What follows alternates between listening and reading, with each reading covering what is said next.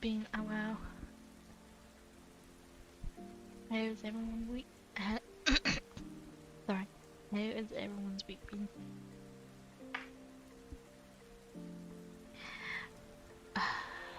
Work. Work. That's what I've been doing this whole time. Sorry I haven't streamed in a while. It's mostly because I've been getting up earlier and then getting home. Also, I was doing stuff this week. Lots of different things. Hmm.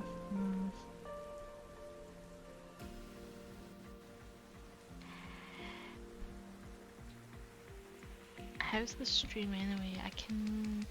let's see. Oh, it's fine.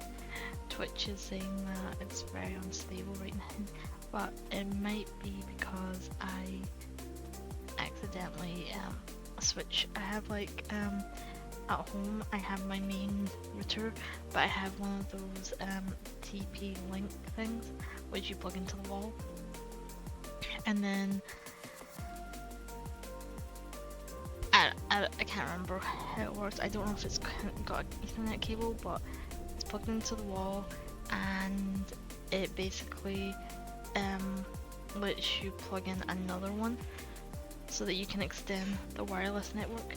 But I have like two separate ones, as in someone told me, one of my friends told me that if I set it up I could make it so it's all the same one, but the issue with that is if you're too close you might connect to the one that's further away and then the signal's bad. So I just kept it as two separate ones, but it can be a bit of annoying because I have to physically switch to one or the other instead of it being automatic.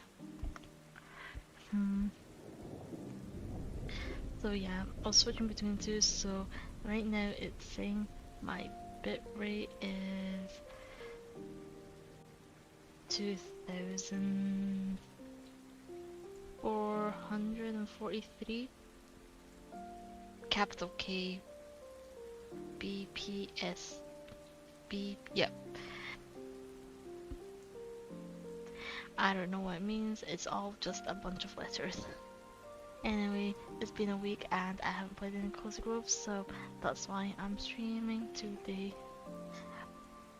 One thing is, I was getting ready after I came back from work today. I think I might have pulled a muscle in my left hand, so it's very painful right now, but there's not much I can do about it. It's like 7 o'clock. The only thing I can do for it is probably probably just not play video games. What am I going to do for the rest of the evening? Exactly.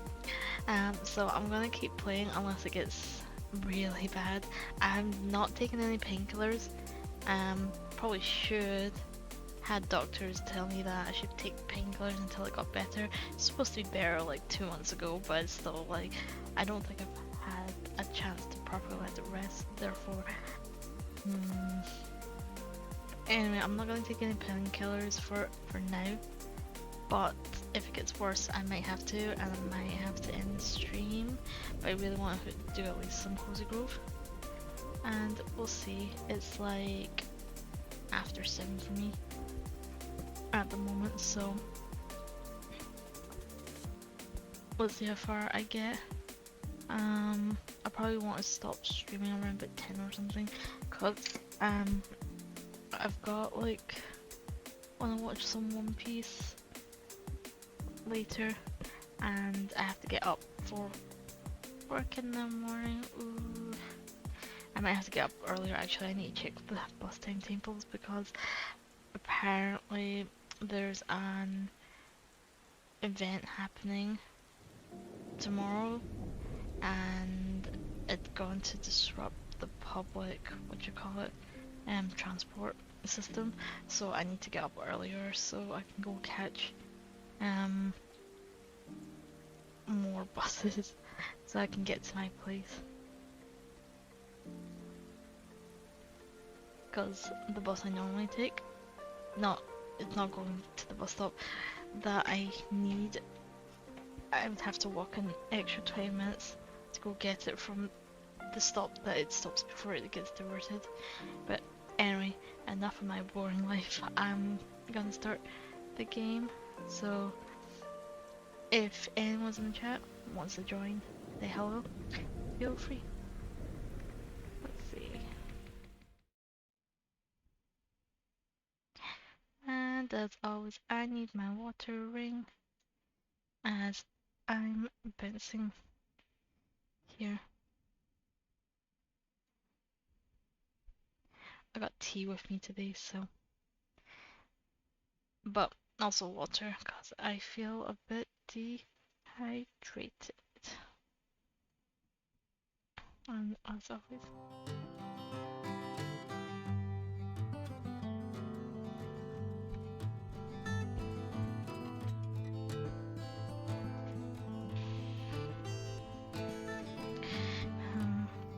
Not really had time to watch other people stream either.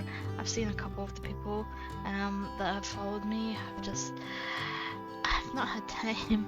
That everyone lives like in all these other places. I know some people. One person's from the Philippines. I don't even know how like far like behind I am compared to them. And there's a couple people over at the States, which are like 5 hours behind me, I think. Oh shit. Oh, I forgot I had this hat on.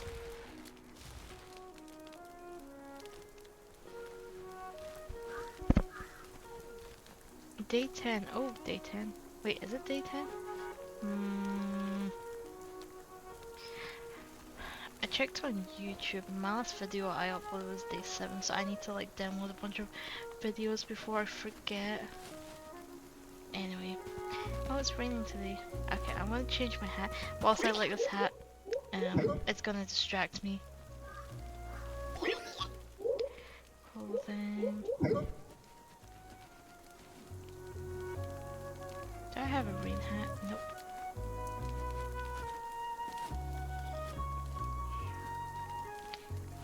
I like this one.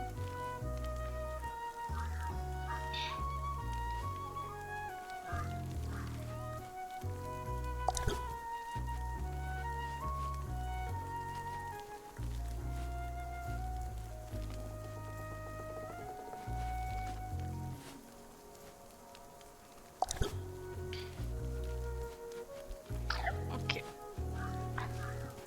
I look cute today. So wait, what do you need? What is that? It looks like beetroot salad. Huh.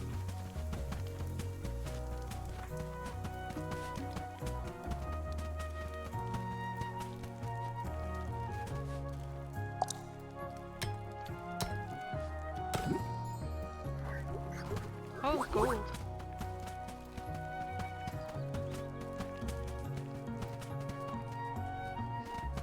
Hello, Allison. I know it's been a while, but I remember you. Sorry, I'm gonna help you. I just need to see what the guy, my bird needs. He needs one of these. So I need more more root vegetables and impsberg. Let's see. What do I have?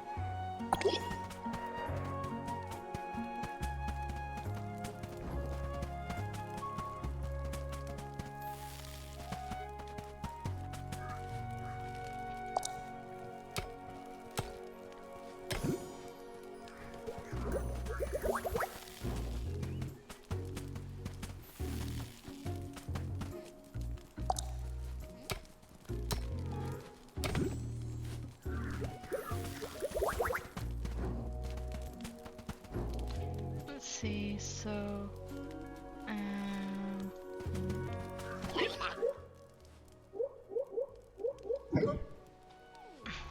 gonna move my laptop back and sit closer because I need to rest my arm on the table. It's really killing me.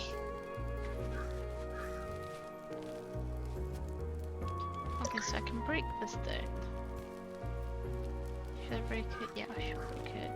Split. I'll go recycle that. I also need more root vegetables.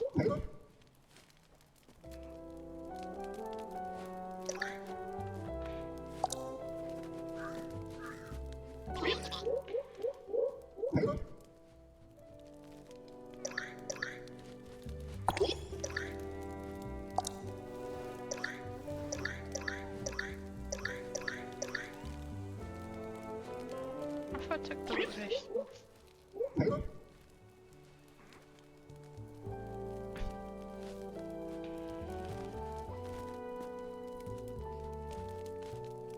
Oh, there it is.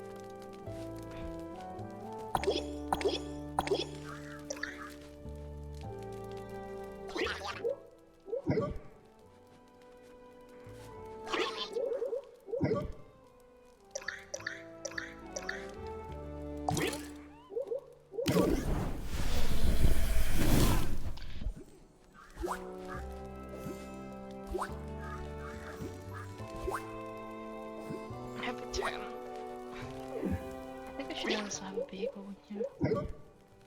Where's my bagel? No, that can go here. That needs to donate. This can go here, here. What do cats need? Oh, I'm getting fussy, aren't we? So that one needs a pudding. I can go get pudding, and then that one needs a tart. Pet.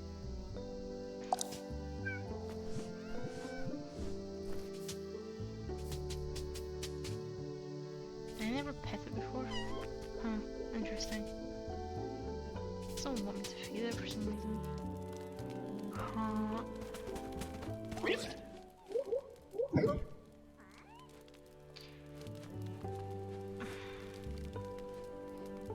Right, I need to go. Oh no, wait. I need the pudding for one. And that one needs a tart, so I'll feed this one first.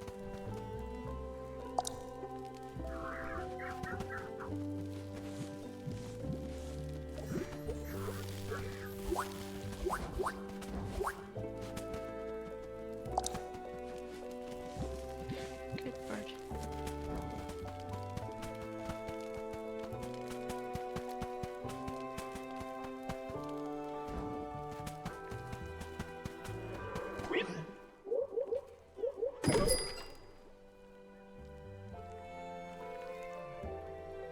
So basic ones, I need another one. Okay, so that was perfect. If I go talk to Francesca, I should be able to get everything I need.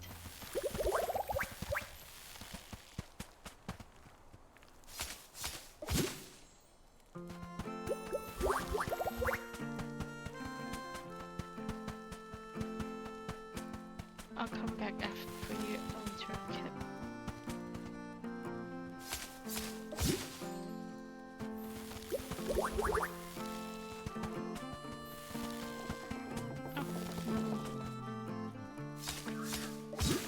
This is what happens when you go away from the game for a while and just starts overgrowing. So once I get more mixed leaves. Oh, Francesca, you're like, no, you're not like a ghost. Let's see. Sorry, I need to recycle this one. Try to put this one here.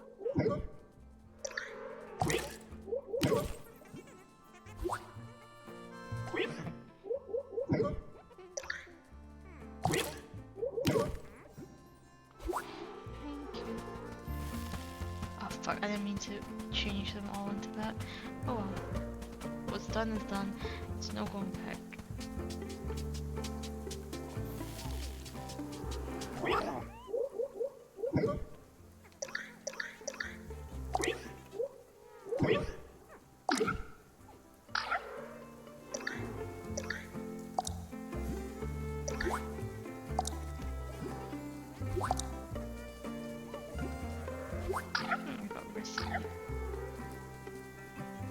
I keep pressing I every time I want to go into my inventory.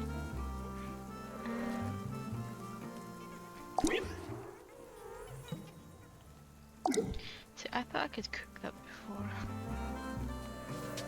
Oh, it's nighttime now.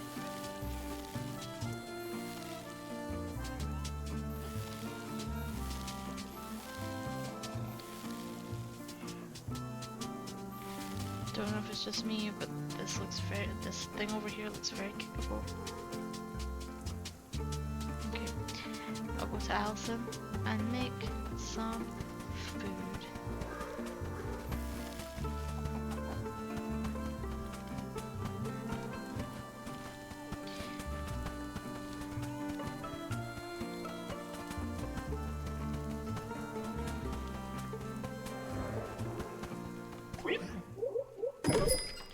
Let's see. I want to make this one.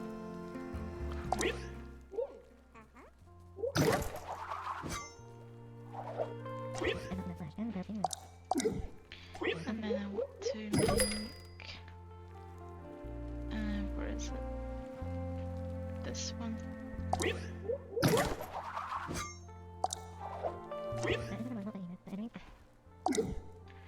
Okay, this.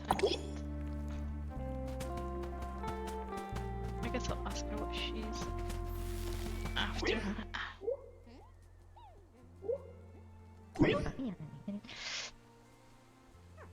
Food brings folks together, and everyone's welcomed at my bakery. I've even started opening my doors to the imps. Shh, don't tell my sister. Ha. Actually, Bright Eyes gives me an idea. How do you feel about secret missions?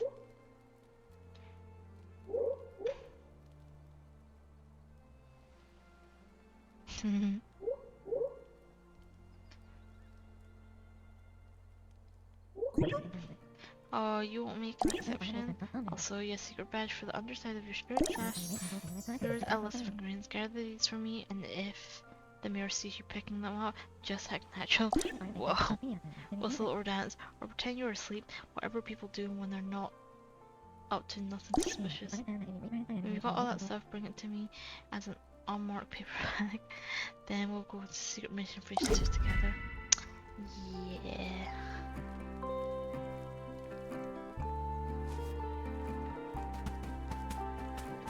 So there's this under steak.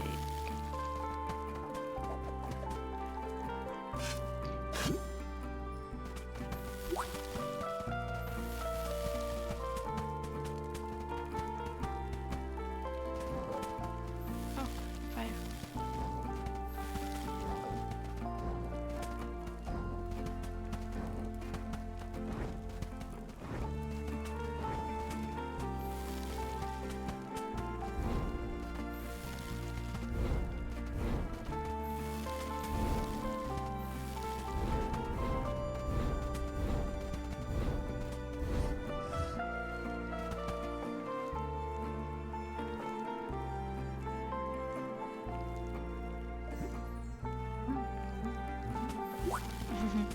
Oh, he's celebrating that I found it.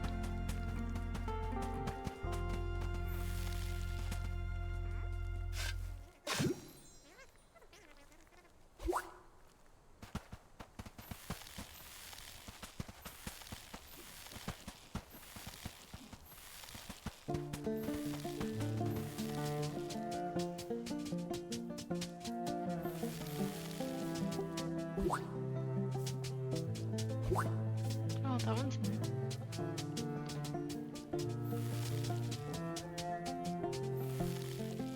Oh, I just got.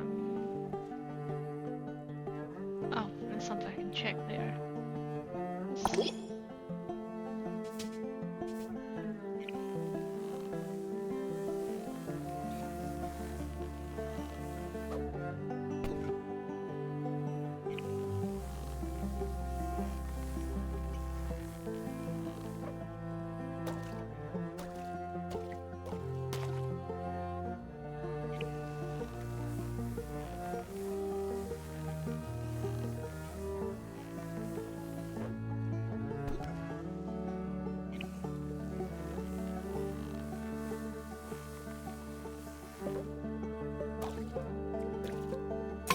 Oh, it's just 2.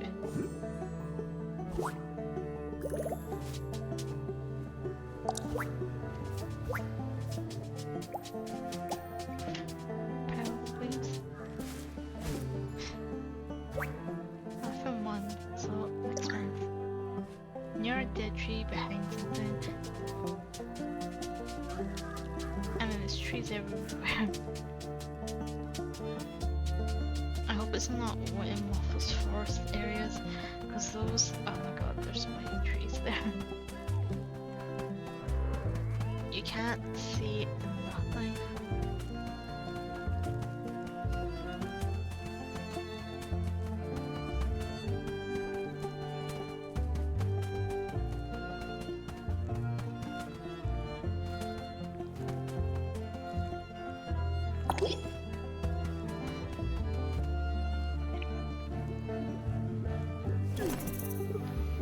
Yeah, this one.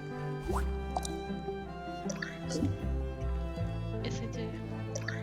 That one I do. That one can be turned to ash.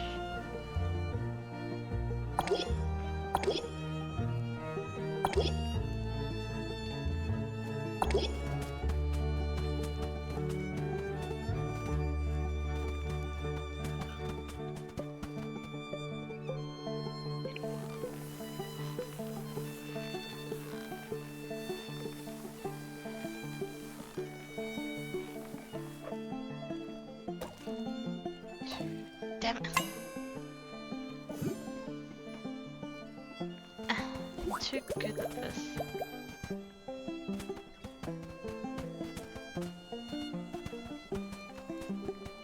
So I don't see any. Okay, so there's a dead tree here. And what does it say? It's near a dead tree behind something. Well, thanks. Let's see.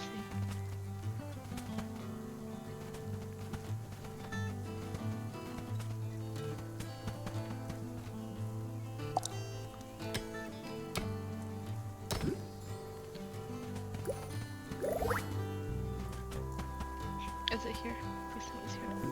Yes. It's still behind the dead tree somewhere.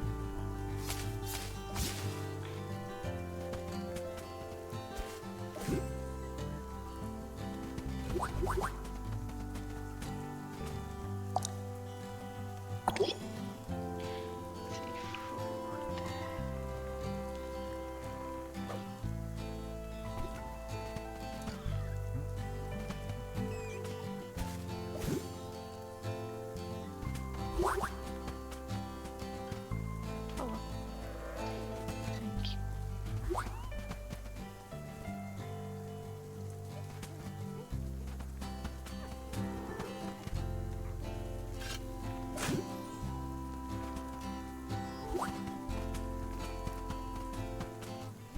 That's that skull again.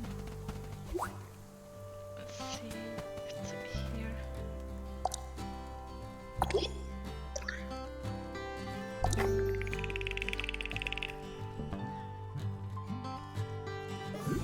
What did I get?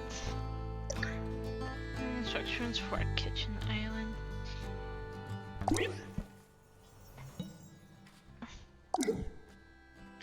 Ooh, that's pretty. Let's see, cozy. Oh, I could put that in my. I could just have all counter space. Because that's something I don't have enough of in real life. Okay, let's see. Stone.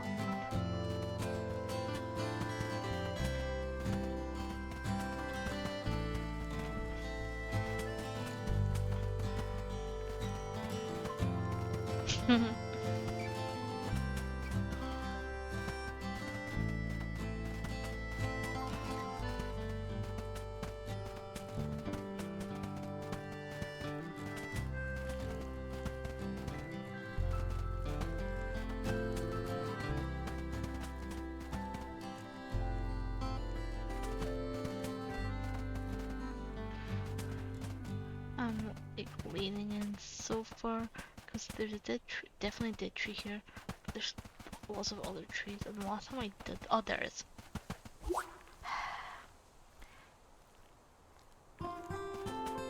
Check grass piles. There's a skull here. Let's see.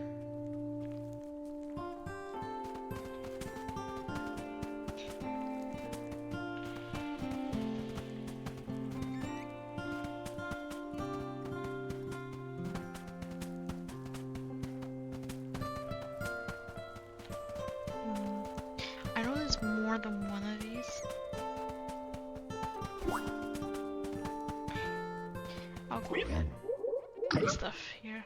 Let's see. This one's from Scout Master Blake. Cheerio, Scout-tacular. I just realized that we didn't cover imps in your orientation, did we? Haha. I didn't think you'd be running into any malevolent creatures of the spirit or more quite so soon.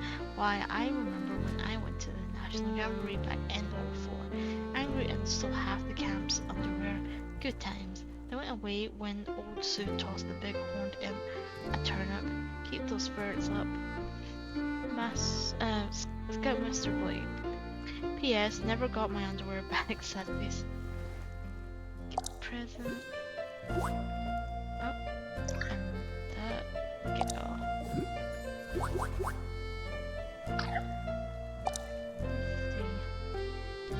That present was. I was gonna put new steampunk stuff. Actually, maybe I just put it over by my phone.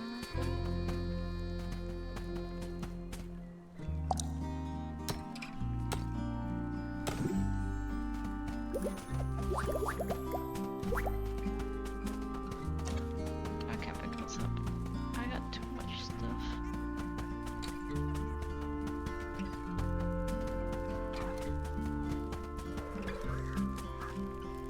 Let's see, I'll place this first.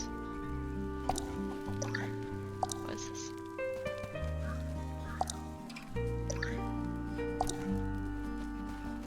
Oh, it's just, it's natural decor, so I'll pick up. I don't actually.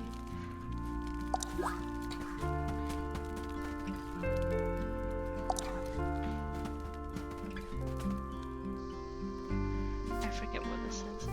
This place. This is natural. Do I have natural?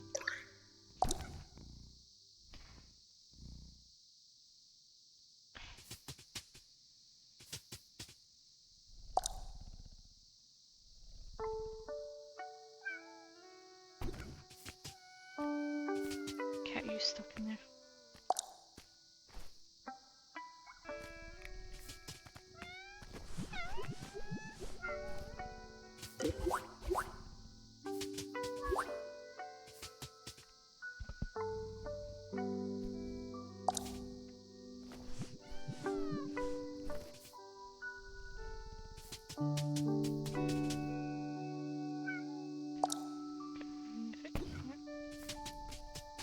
Move that here.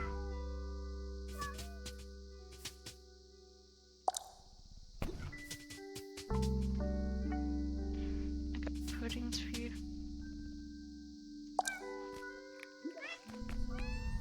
Oh, hold on.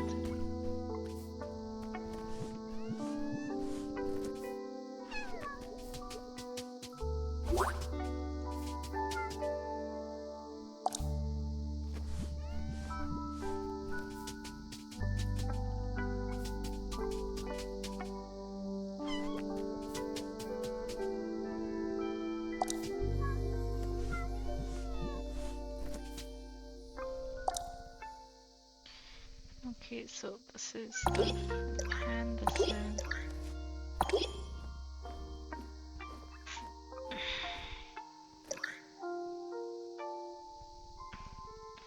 this one to keep, this one's to feed. Okay, I'll feed them in. I'll start handing stuff in.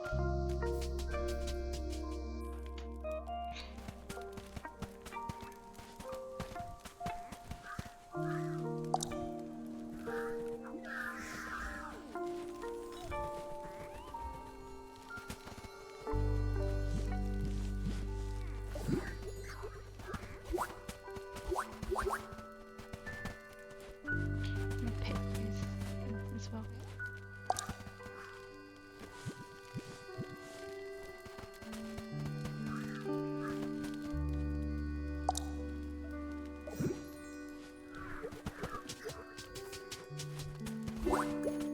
Don't you eat that, it's not for you.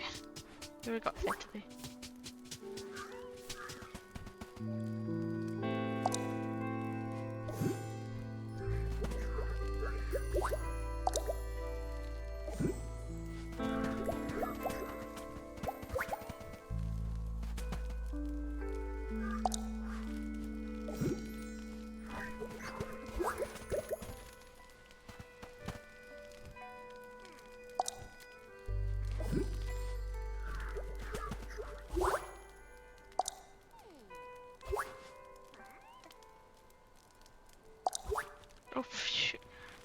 was not my intention. Okay. Is that in the right spot?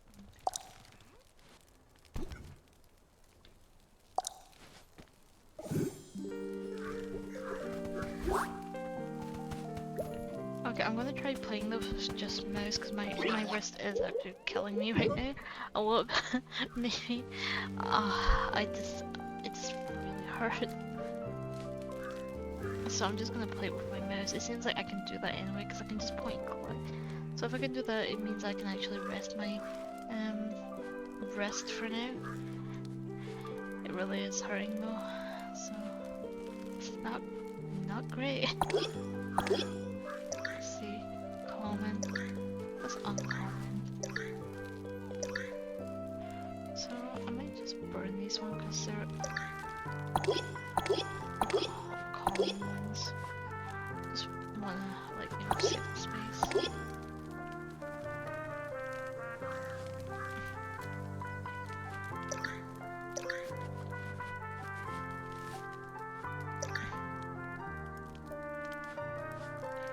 Let's see.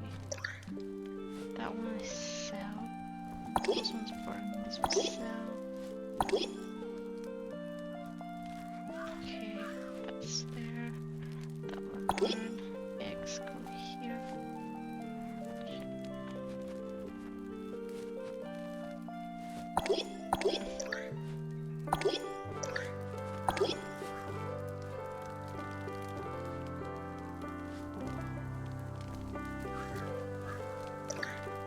That one donate. That one donate.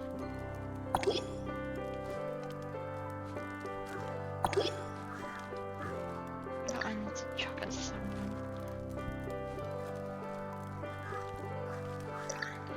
And that one just keep rolling. Oh.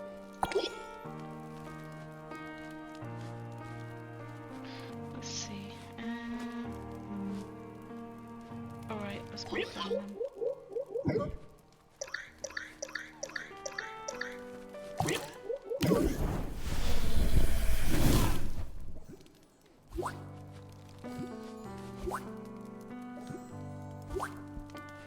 Have some tea.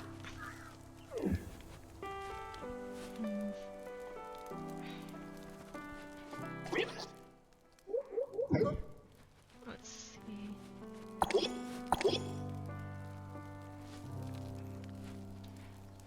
This can go here.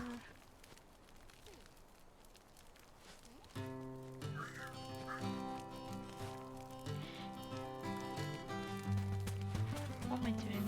Right.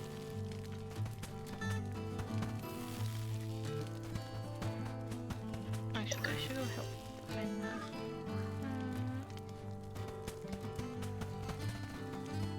I know there's a skull down here. Oh.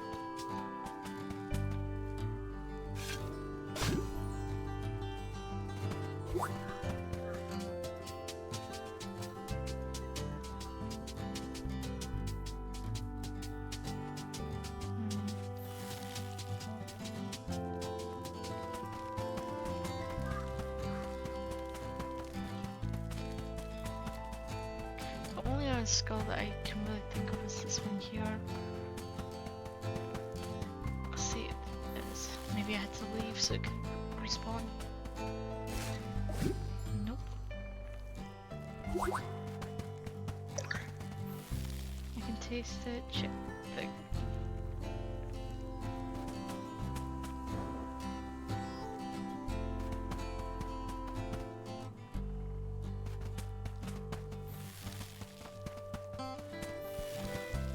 Oh, I don't want the grass pile to be in the forest. Just with all these bushes.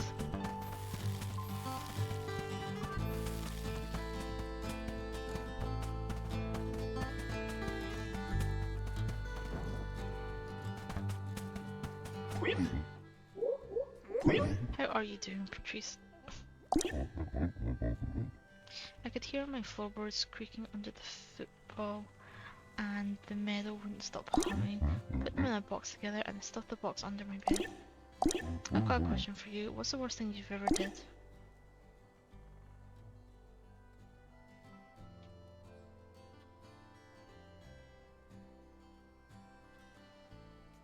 Huh. So the options for this is I've got to tie my boat to the dock, now it's gone. I use scotch tape to attach my sewing merit badge, which, I'll be honest, I don't really like that. This is a family friendly island. I'd rather not say. I prefer that one. That's just mysterious. Ah, possibly you're still so young. Worst thing for me, it wasn't something I did, it was something I didn't do. I wasn't there, I didn't help them. Sometimes I have good days, but I never live that bad one down. It's okay. Wait, so did I just need to... Oh, all I had to do was listen to him, I guess.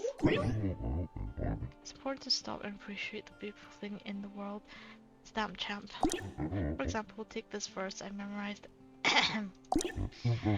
Neither snow, nor rain, nor heat, nor gloom of night stay these couriers from the swift completion of their appointed rounds. You see what I mean? Aren't you just completely recharged now? Sure, buddy. Here, I'll give you a hug. That's right, I had to... Oh, my stuff. I had to write down everyone's names last time so that I would remember who I hugged. There's not too many people, so...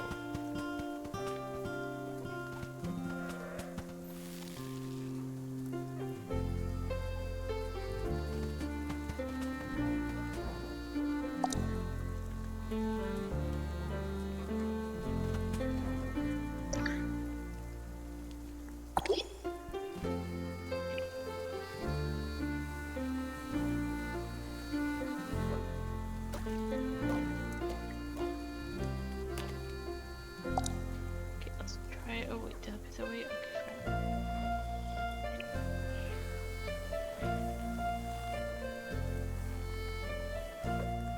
One, two, three, four, five.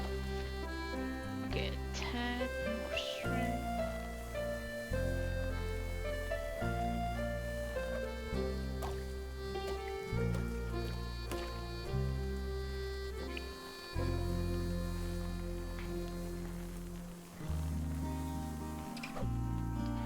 I don't want to put too much shrimp. Oh, I've got some stuff. Wooden stuff. Oh, yeah, I forgot. Not supposed to be using my... Oops, not for me to be. I'm supposed to be using just my mouse. That's pretty good, cool actually now that I think about it. And clicking is definitely a lot easier, so this must be good for people who have like arthritis and stuff. I don't have that, it just, I really hurt my wrist today, so it's just really painful to do stuff.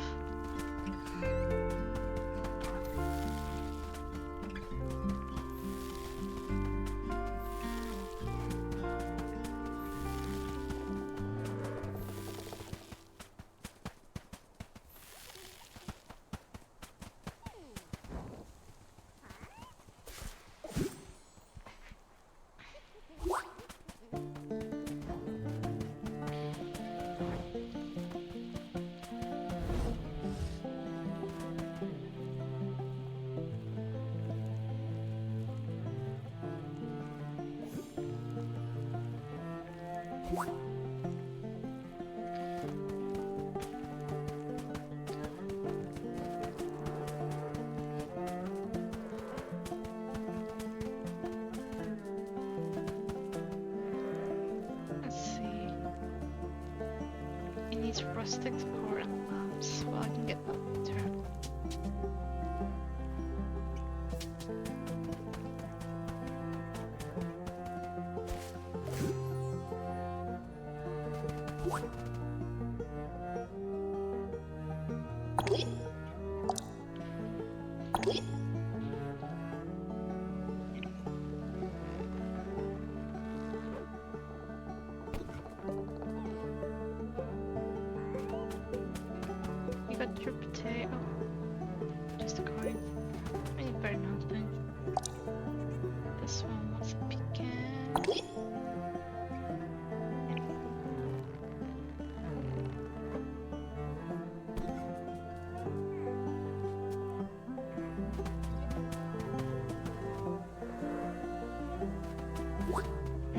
destroys them.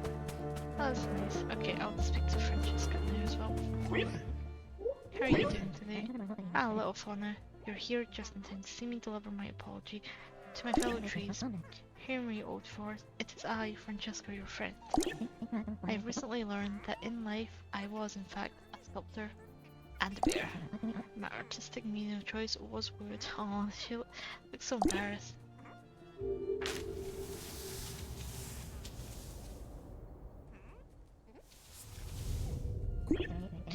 But please know that I have always held you in the deepest respect.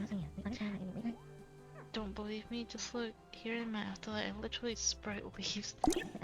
I hope you continue to see me as one of your own. Okay, I'm finished. If you have anything to say to me, now's the time. So we're good then? Take that as a yes. Oh, that's cool. The story's just like continuing. I didn't even need to do anything today. Maybe because I haven't played for a while. Be silent, can you hear that? The rush of the exlum, the sigh of the Okay, so here's the thing. I know that word. I learned it in biology, but I've forgotten how to read it. Exlum and the sigh of the flow. I can't read that anymore. This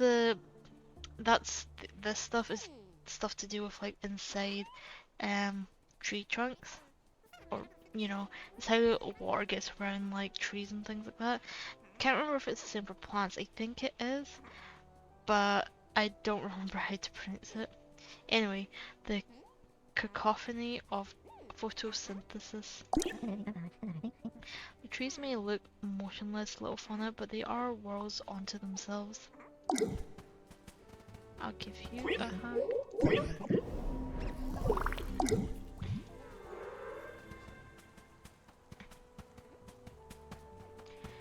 Okay, let's talk to the bear. Valentina, what are you actually selling today? Now that's pretty cool.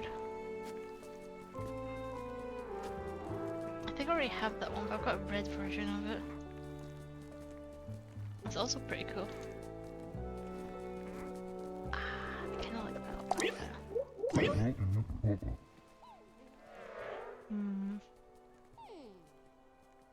Spooky.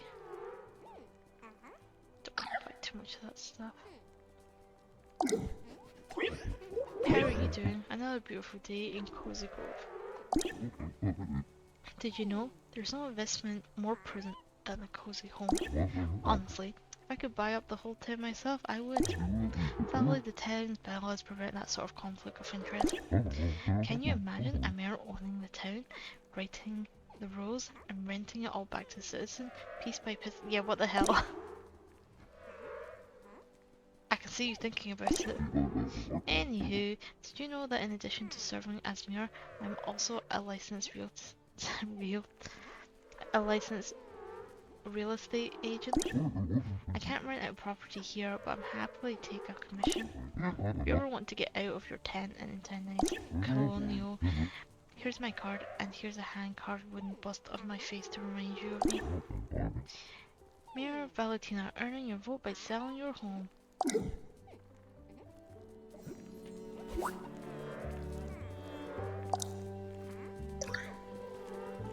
Ah, this must be Francesca's.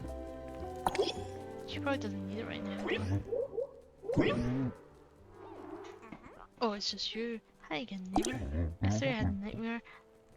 There were potholes and angry constituents everywhere. I woke up and I was so relieved to be mayor of a town with no roads. Here you go. You can have a hug too. So let's see. I've done everyone in the top half of the map.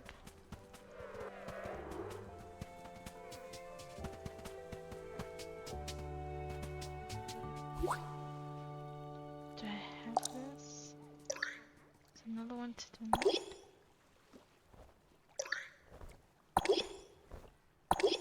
Let's see.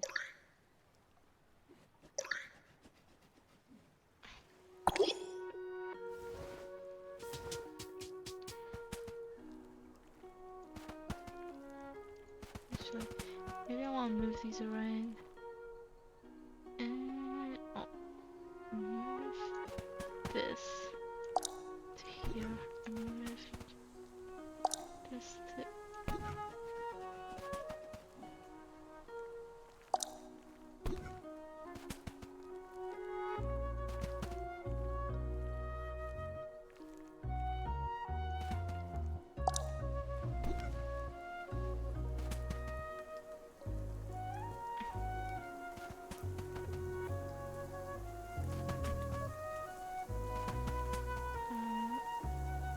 Move this to here. I didn't realize there's no one.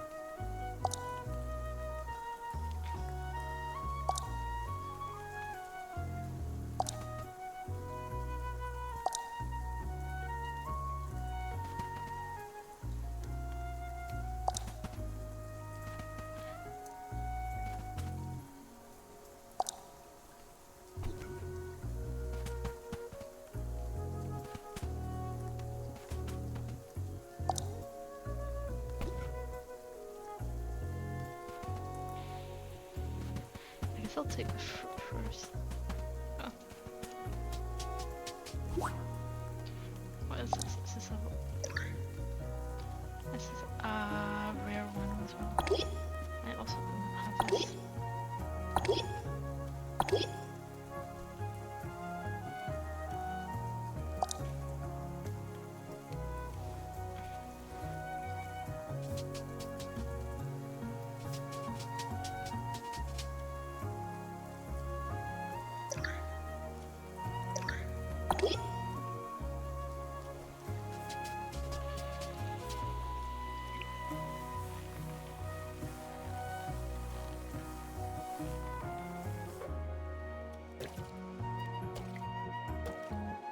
Okay, so I made that way too long, but so I'm glad I missed it. But let's see.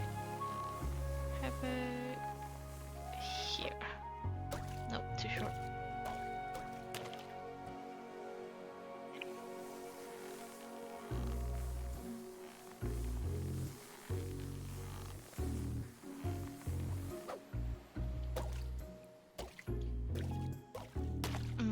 That would have went in if I didn't, if I aimed correctly though. So.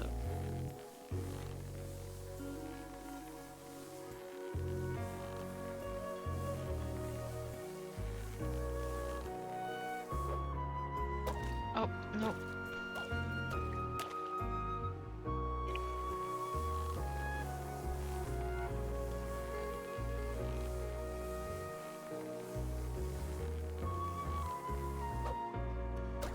Come on, come on. Okay, so it was perfect throw. I need to just throw harder.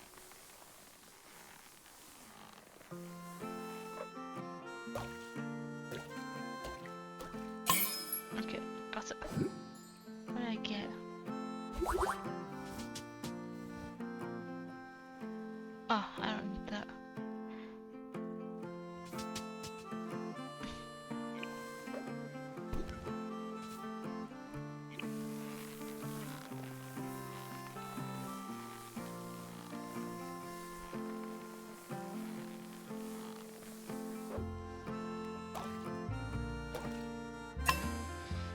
Two again.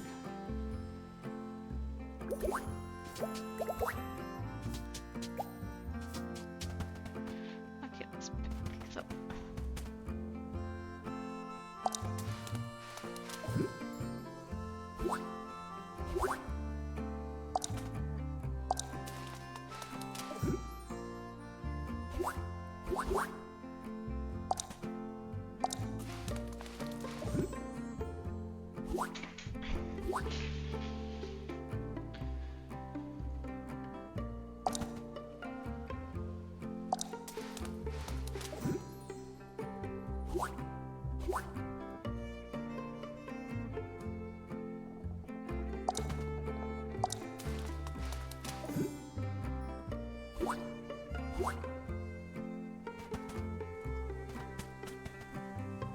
Okay, let's go for these ones too.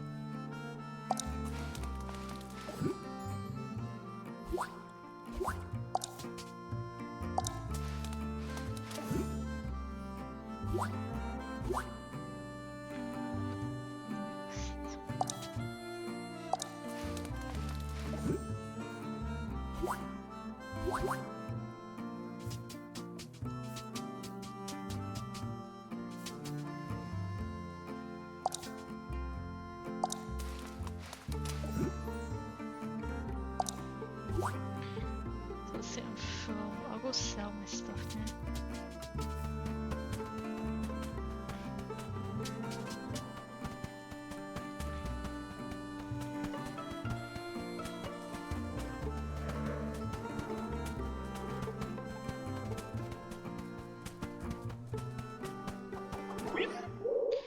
I want to sell stuff. So sell. Okay, I'm gonna sell those.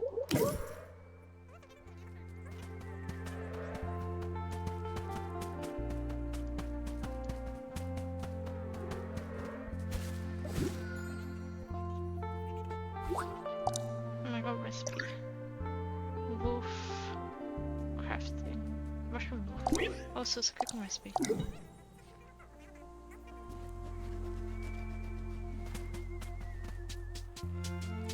There's another skull here, but I don't see any leaves I can cook.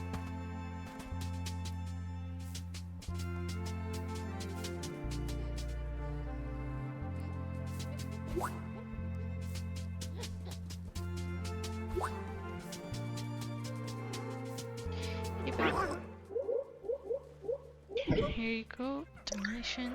Pink shells. I had it.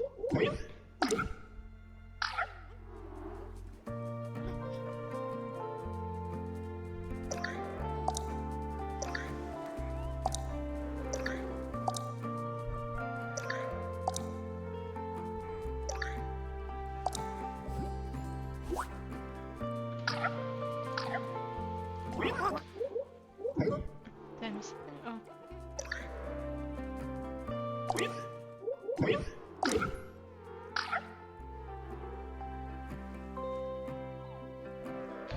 Right, so I have to need tools as well. Hey Kupo, how are you? Yeah, that's fine. I'm just what you call it. Just playing Cozy Grove as usual. I know it's not really your kind of game, but thanks for saying hi. Is it because I get that comment where it's like, I don't know if you're lurking? I'm alright today, but my wrist is kind of fucked. I was like doing stuff and then I think I pulled the muscle. So right now I'm playing mouse only stream of Cozy Grove, meaning that because this game I realized that you can actually do everything with just a mouse. You don't need a keyboard whatsoever. I went to the doctors. They said to me that I have to just let it rest and then it'll get better after 2 months. It did not. I am thinking about I might have to go back though. Just to see them again. I don't know. I don't want to waste their time because before I think that was the case, but clearly I'm just not resting it. So who knows? Like I said, I have been to the doctor. It was a while ago, but they said that because everything seemed to be working fine, there wasn't really much they could do. So I'm just in pain.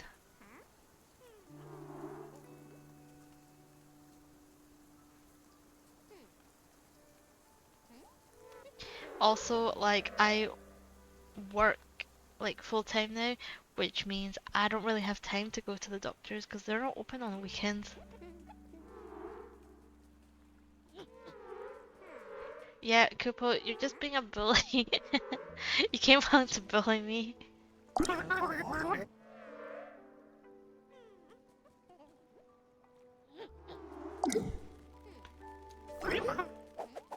Yeah, I know, right? You want me to feel to be like, you know, physically and mentally healthy? How dare you?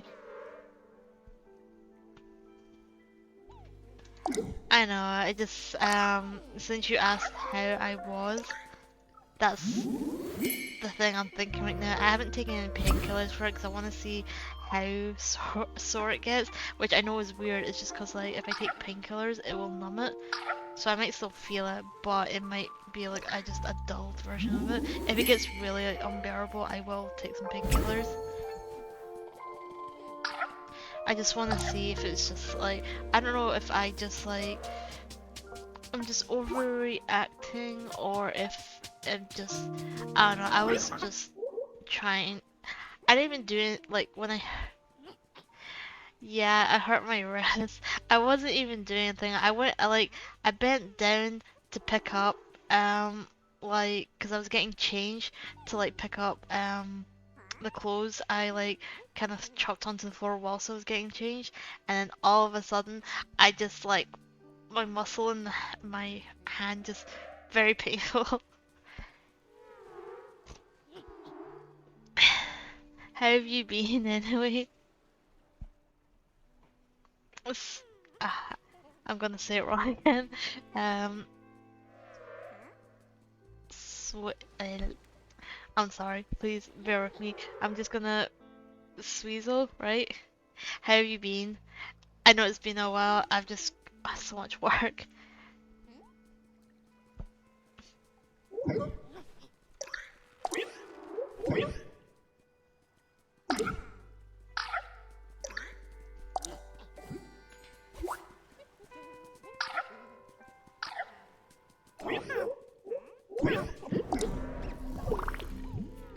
But yeah, it's just the pain I'm in is that I hurt my wrist, but I hurt it like months ago. I went to the doctors, they said it was gonna get better if I just let it rest. I felt like it was about to get better, but then I went on holiday and accidentally pulled the same muscle or tendon again, and it just hasn't gotten better since, so I'm gonna have to go back to the doctors and ask them. All they did was like ask me to like show me my hand and then do some like exercises in front of them. Like they were feeling my um muscles and my like bones like around my wrist and hand, and then just asking me if I can like show if I can clench or like move everything, and it was all fine. um but yeah, I'm just getting old. Cry.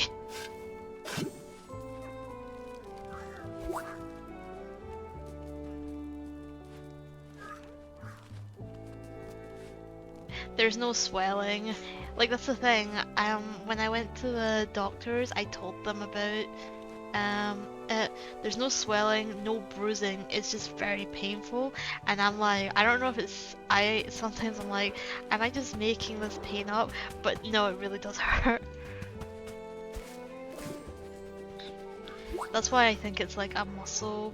Um, I might have just torn the muscle.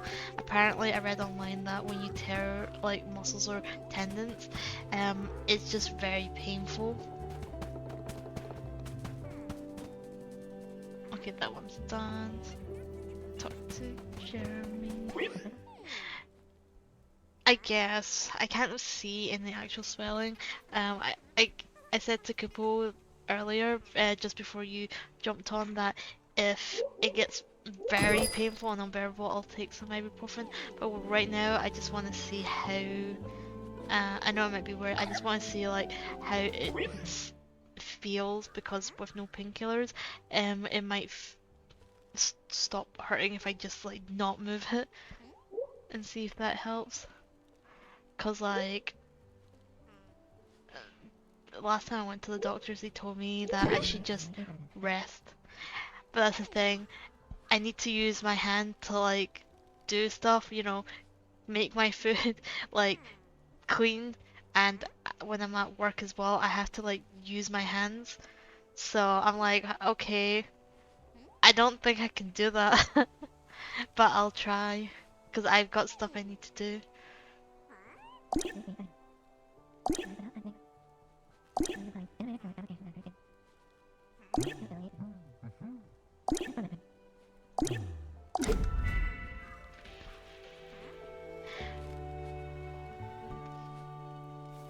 Mm, I bought a brace for it, and then when I went to the doctors, they said that because it might be the muscle, sometimes if you wear a brace, it could actually slow down the process of healing it. So in this case, it's really painful, so I might have to consider putting a brace on, but if it's because it does feel really painful. He did say that, yeah, apparently if you wear a brace for certain injuries, it can actually take longer for it to heal. And I was like, okay, I mean, like, you're the doctor, right?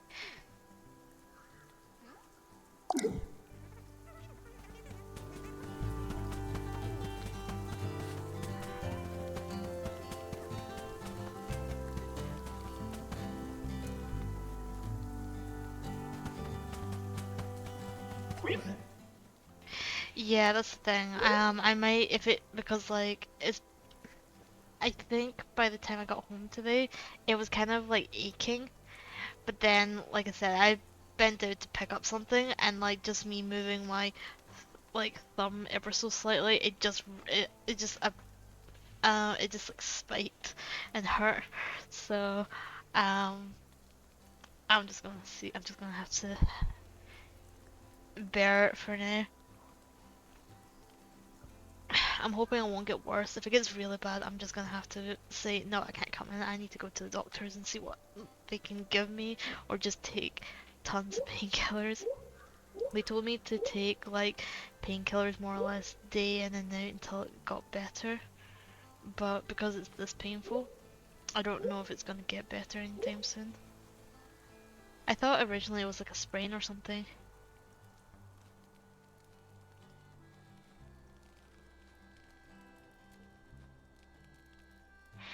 Uh,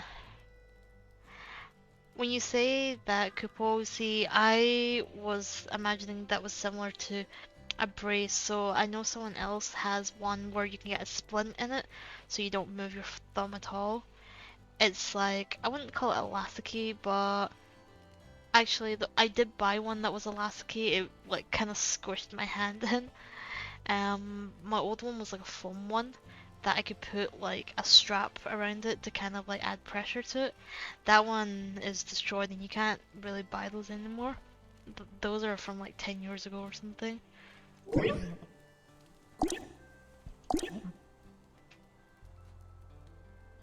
But yeah, it's like they're just saying like anything like that could like slow down the healing process. So that's why I'm kind of like, I don't know. But I might go, I do have one, so I might put it on. Maybe it will feel better after a day or two, but I'll have to see.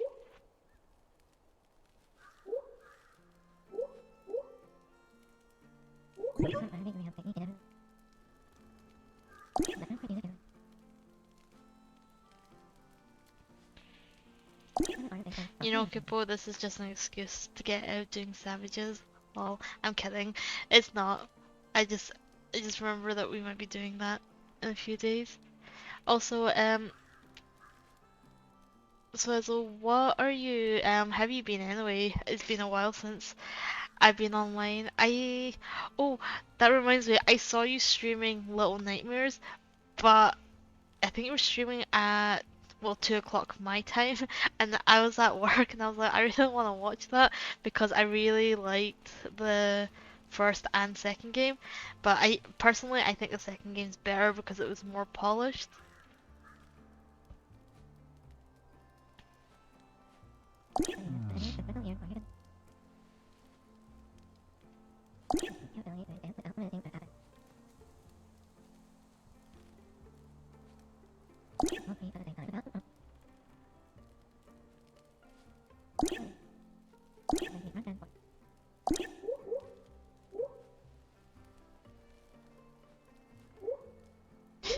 Wow, these choices, but I want to know more. I can see you didn't earn a merit badge in storytelling. Perfect. I was getting bored, but I want to know more.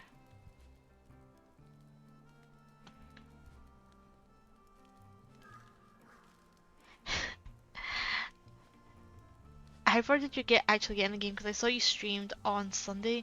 Oh right, I remember what I was doing at the time. On Sunday, I played D&D until like round about 5 o'clock or something. If I'm not going over to my friends and going to the one who lives in like the city over, it I sometimes don't get home. I don't think I came home until like 8 o'clock that day. So yeah. Yeah, I play D&D, like Dungeons and Dragons. Or the campaign I'm in right now with my friends is going to be ending. Okay, our DM says soon, but soon can mean like 2 months or something. It depends how much the group ends up messing around. But compared to like some people I've seen stream D&D or play like online in videos, I think our group pretty much like sticks to. We sometimes do go off the rails, but we kind of like do that by trying to follow the story. Our DM said that we took a detour. He didn't think we were gonna go somewhere, and we're like, but I thought we thought that's where you wanted us to go. Because you're like, there are these druids over here who might help us with this thing.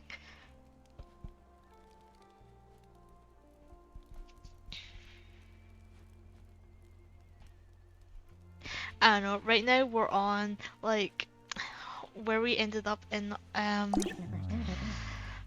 our campaign. We were in a boat trying to get to this island, but a lot of shenanigans happened. Okay, it wasn't our fault. The DM like planned a lot of stuff, and we were being like tossed about. So, but we were about to TPK, I guess, or at least most of us were gonna die, um, based on what was happening, and we were able to get out of that, but we were trying to get to an island and ended up on the south side of the island instead of the north side. So it took us like 2 days to get to the other side of the island. And we were just like, yeah, almost fought a purple worm, if you know what that is. They're not pleasant. One of our friends really loves his like horse, or ethereal horse, I guess. So even though if that person's horse dies, he can just summon them again. He's like, no, their life is equally as important as my life. I'm like, dude, please just let your horse save you.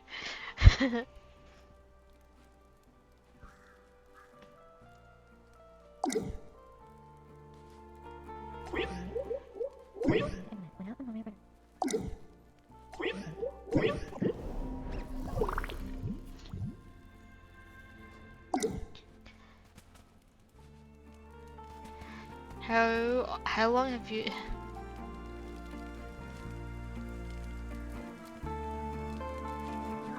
My group is, let's see.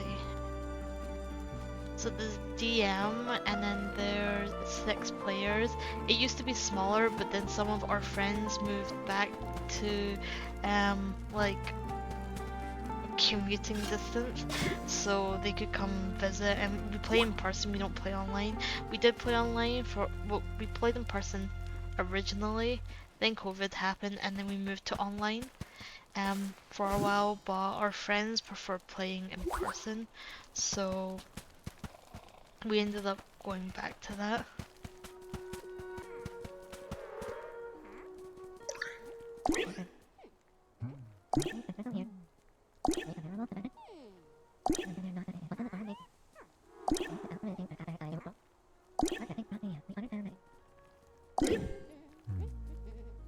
How big is your group? And how long have you guys been playing for?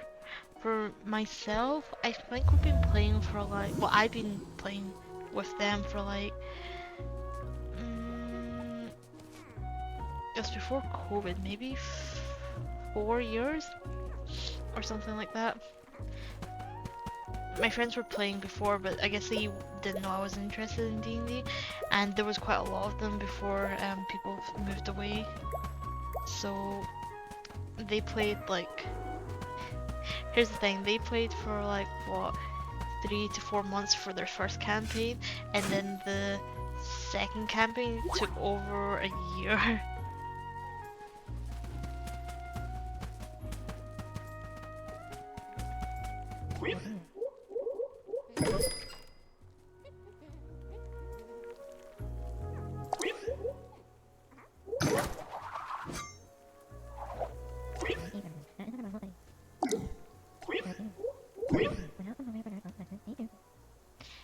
Ice cream ice cream so yesterday.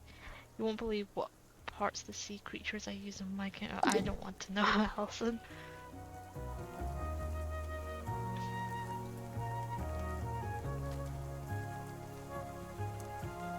Oh, really? Is your second campaign like got the same DM, or did you guys change it up?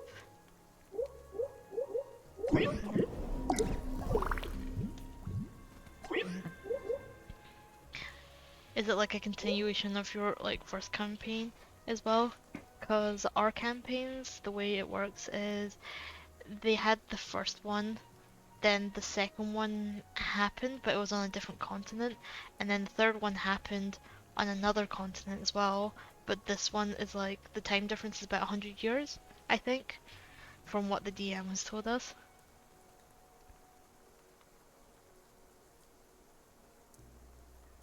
I swear, I think for like campaigns, at least the ones I played in, they're always been homebrew.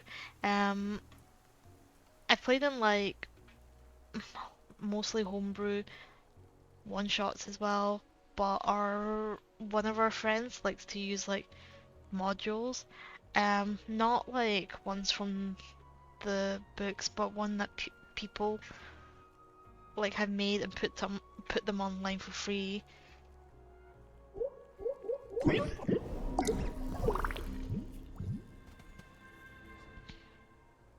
Have you ever DM'd before? My friends keep telling me to do it, and I'm like, nah, I can't. I don't.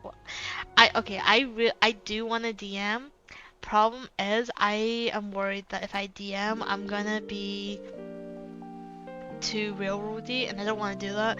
So that's the main reason why I haven't. They all keep saying that I should, because the more people that DM, it means less of them need to do it.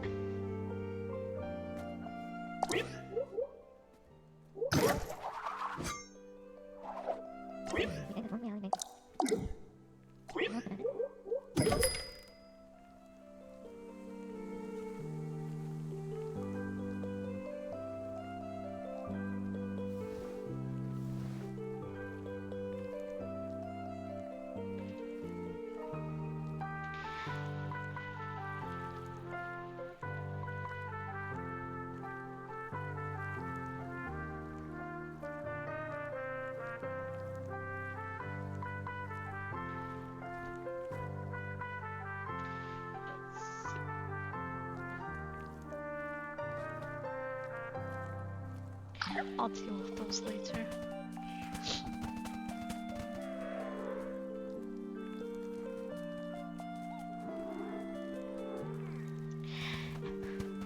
I mean, as long as they're happy to DM, our DM loves his like world and loves like, well, he loves DMing, but at the same time, after like a while, he does get burnt out, and he's just like, I don't want to DM, and then it's like 2 months later, it's like, okay, I got a new campaign, and we're like, I thought you didn't want to DM for like a while. Like he's probably got notes about what his next game is gonna be, but then he's always like, I don't want to DM for a while, and we're like, sure, cause I think what happened during like the start of COVID, we had to finish our game online, and then our other friend was running a second game at the same time, and after the first DM stopped, we were just playing his game, the second one for a while, and then after like a little bit of a break, like we played his for quite a while as well, it was about a year as well. Our friend was like, okay, time to DM again. We're like, dude, I thought you wanted a break.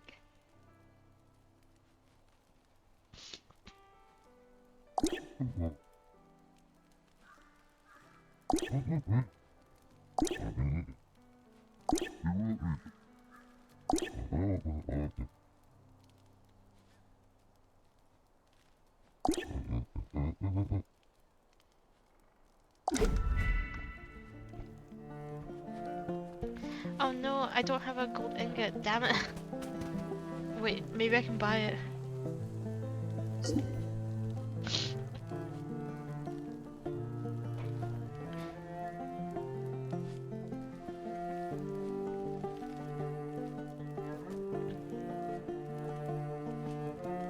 Right, so you started with like the Waterdeep module campaign, and then went into a more homebrew kind of setting then? That's what I'm gathering from what you wrote.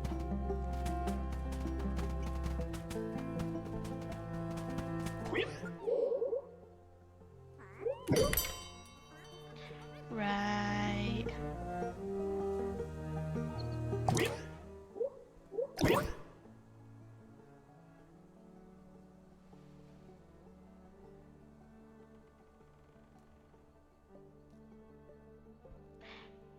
I mean, how did you like the Waterdeep one? I know of Waterdeep, not much about it. I have the board game.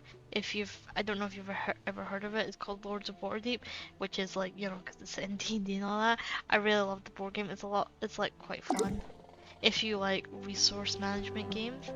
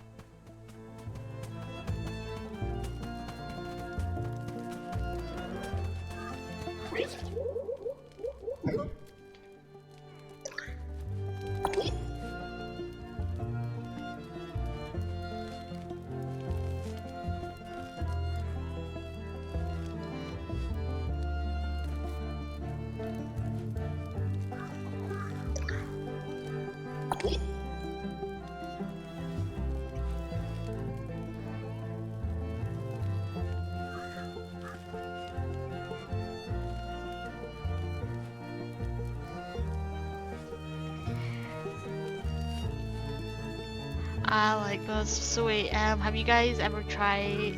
So I know Dragonborns and Tieflings are right. I mean, like I don't, like I said, I don't really know a lot about the lore of it because I've only played the board game,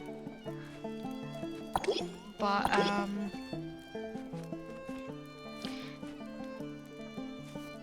I mean, I don't know how you feel about like keeping like it's strict to like if you want to keep it that close to the lore. Some people might like it, but I know some others might find it quite exhausting because our DM wanted to make it in our homebrew right now.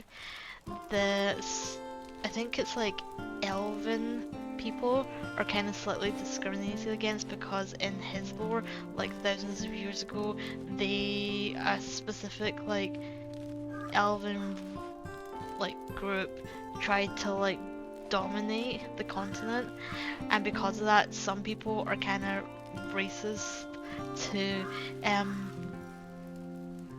like yeah, like if you look elven and stuff like that, but he says that it wasn't gonna be anything too extreme. It was more like just kind of like small things like jacking up the prices or like not being as nice to you as others would. Thing is, I played a character who's looks elven, but she's a reborn class, so I made her like kind of like undead, which, you know, he's never done anything that would suggest that I was being discriminated against in his world, and I was like, dude, you can do that, I'm totally fine. Because I think it sometimes adds to the like role playing, but I get that some people find it really exhausting because sometimes real life can already suck. Don't need to do that in a game as well.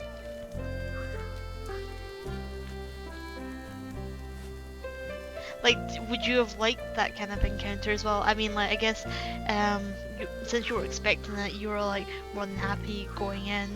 Maybe, if it was your fiance running it, they didn't want to like be mean, and then, because I sometimes my characters I choose to like go a bit dark with them, and I'm like, no, you can do whatever you want, you can like totally fuck my character over, I'm fine with it, but then they try not to, and I'm like, dude, I'm giving you okay, do whatever you want.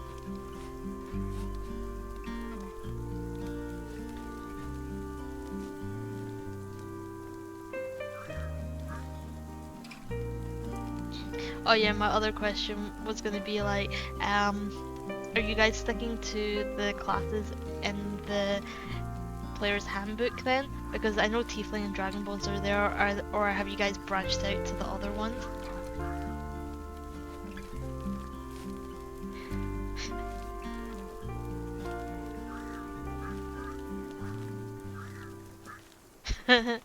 Maybe this should give you um if you feel like they're spoiling you, maybe you should act out like your character and stuff. I'm not saying like to do anything um like like going crazy or anything about like that. I just mean like I don't know, try to lean into like if you wanted that kind of like more negative kind of interaction in the like as a you know character, then maybe you get yourself into those situations like starting fights and that. I've not seen Critical Role. I've been meaning to, but I know it's on season 3 now. I have seen Vox Legends of Vox Machina, because it's the they animated it and stuff. I really like Matt Mercer. He's just like he just seems so nice. I've watched like them do Dread because back a while back, Will Wheaton and Felicia Day, I think her name was, and a bunch of them did like tabletop. I think it was called the Tabletop series or something like that, which they would play board games and basically get people to come on and just play it. They did like 4 seasons of it, and then I know after that it was like Geek and Sundry that kind of did Critical Role. So yeah, I know Matt Mercer because he was like I watched him play a game of Dread with this other DM, which I forget what her name is, but she was pretty good at it.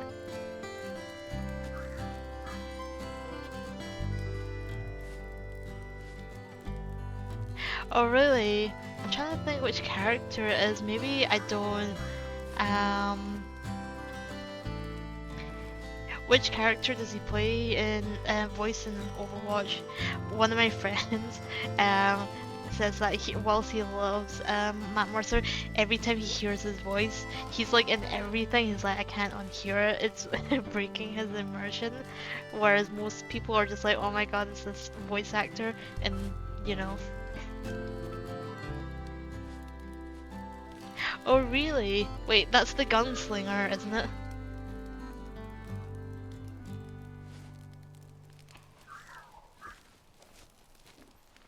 Has he always been McCree? Because I know there was like some controversy with McCree, not Matt Mercer, just like because the character was named after um what had a similar name to like one of the developers or something, who turns out was, well, what a creep and all that. Right. Okay, fair enough. Like, now that you mention it, yeah, I do remember that. But yeah, it's just when you said Cassidy and and then aka McCree, I was just like, well, I know McCree, but I couldn't remember what they changed his name to.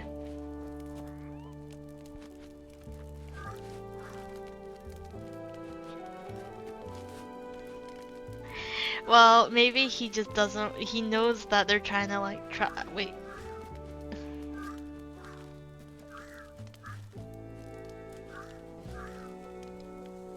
Wait, Kupo, have you seen Critical Role then? From the sounds of it, you have.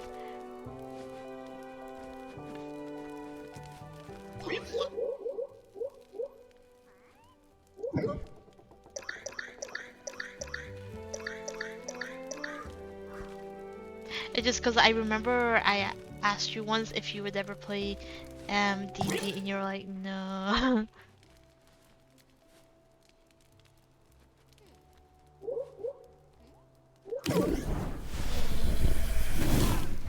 I mean, Matt Mercer, pretty cool. Have you seen his hair?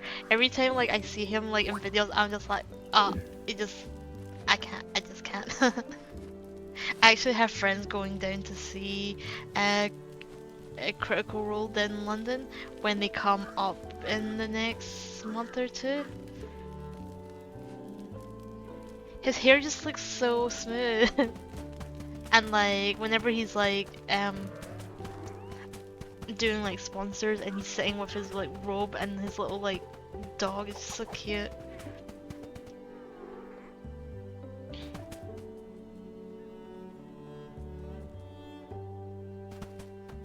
So I think in what? I think, so I've seen season 2 of Vox Machina, but I think in campaign 2 there was a character that Laura Bailey played called Nyx, and I think I saw art for her. So if that's the one you're referring to, because I'm pretty sure Laura Bailey's character was a tiefling, but I don't really know anything about them. I just remember I saw some fan art and I was like, oh, that's pretty cool. Oh wait, Jester, right? Yeah, I remember that character, but I've never seen campaign 2. I saw art and I saw her do a voice line for like in a short. Just thinking, oh, cool.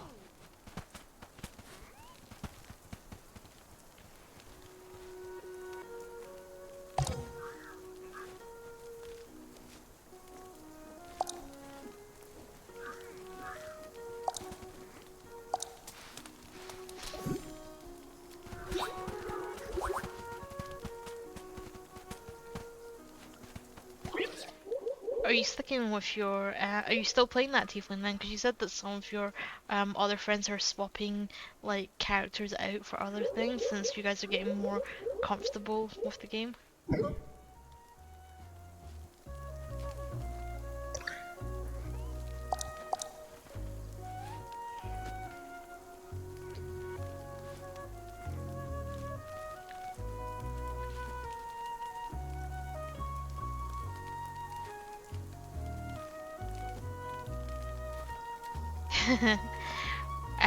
What class do you play? Because I don't think you mentioned that.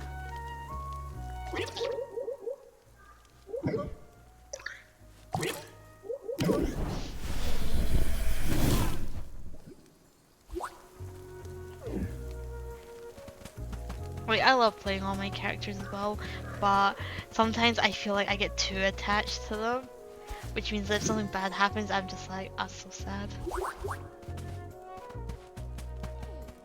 Oh really? Oh, that sounds pretty fun. I mean, like,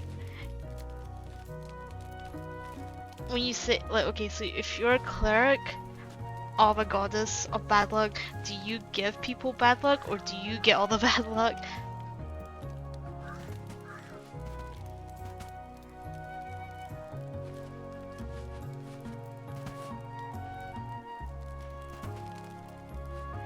Thanks, Kipo, thanks for joining.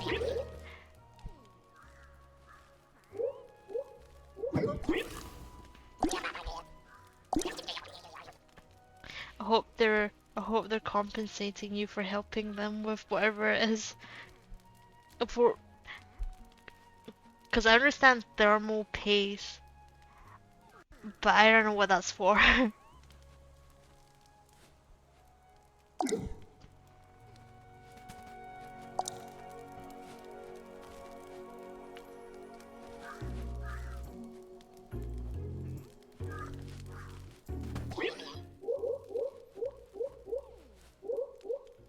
Let's see.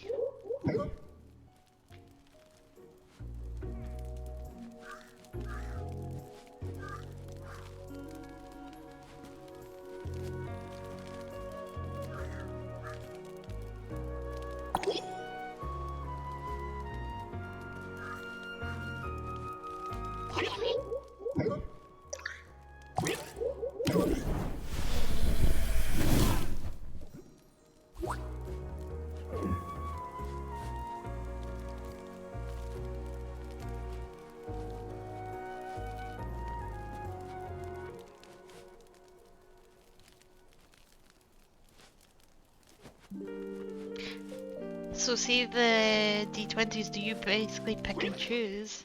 Like,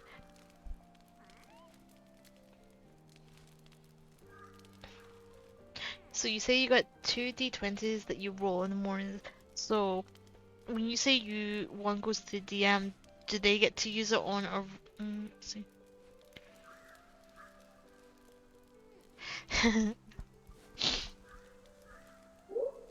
I'm actually playing cleric myself. But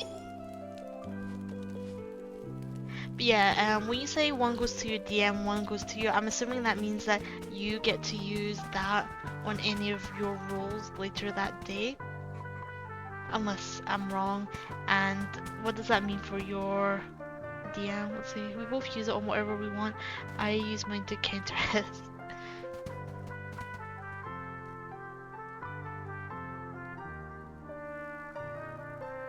Is that like a class you homebrewed then? Because I mean, I don't know all the classes. And, sorry, not class, like a subclass. That you homebrewed or you found a homebrew for, because like I know a couple of them, but I don't know like a lot because there's a lot of subclasses.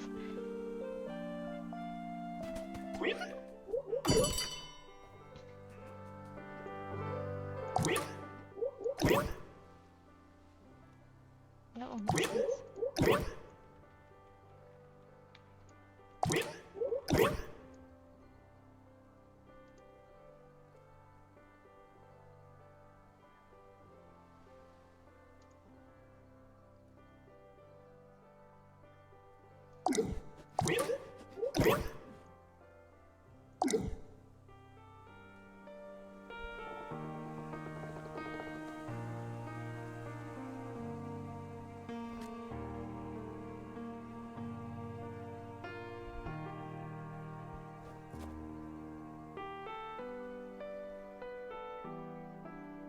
Ah, that's fair. I think I've heard of the Cleric of Trickery, but I can't remember. Is that from the Player's Handbook, or is it from like one of the other books?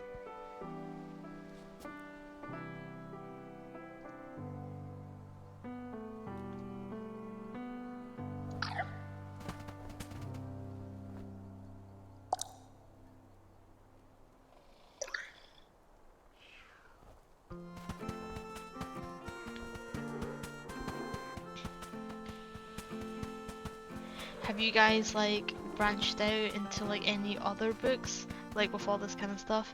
Cause like, here's the thing, the first time I made my character, I feel like I always go to, I always go with like these really like, it's not that I try to go out of my way to see if my DM will let me play it. It's more like I have this really idea. I'm like, oh, this like race or subclass sounds really cool, and then I make a character that I think would like fit around it. So I've never really played classes. Well, okay, I've never really played um races from the Player's Handbook.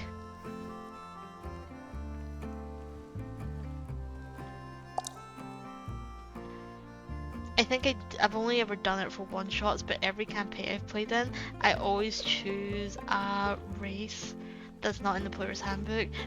They're not a homebrew, they do exist, but they just exist in like different modules or I don't know if I would call them expansions, like the ones with the like additional rules and like spells and all that kind of stuff.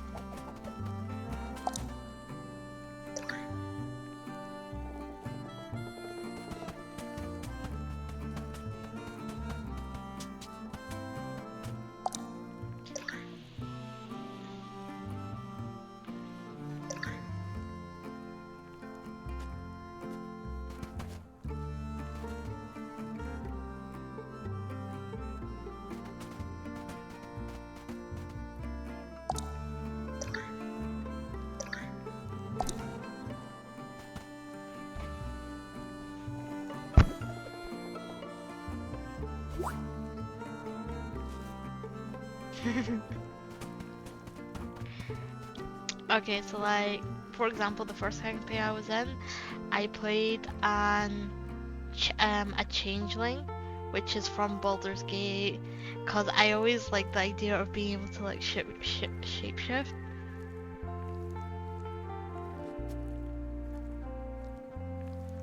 Oh, really? Like when you say vampiric, do you mean like is it totally homebrew, or are you using like additional rules from the game?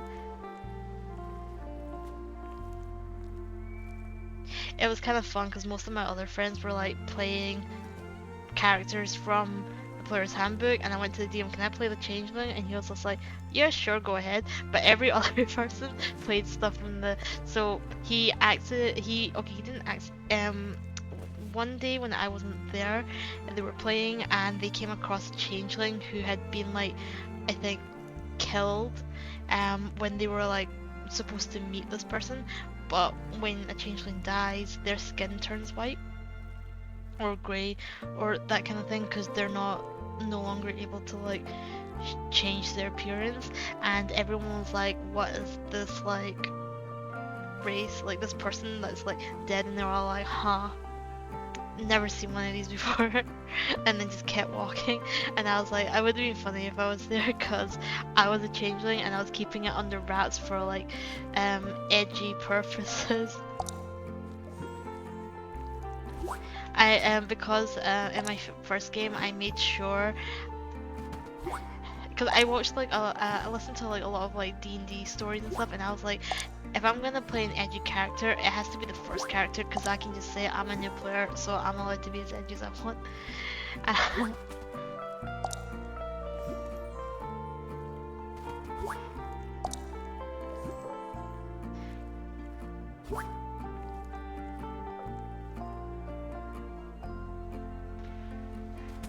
So would you say that your cleric is kind of like well, you said they're quite wary of you, right? Would you say that most people don't like alignments and things like that, but would you say that your character is like an evil character, neutral, good even? Maybe maybe they think they're good, but all that kind of stuff. Where would you say you fall in that scale?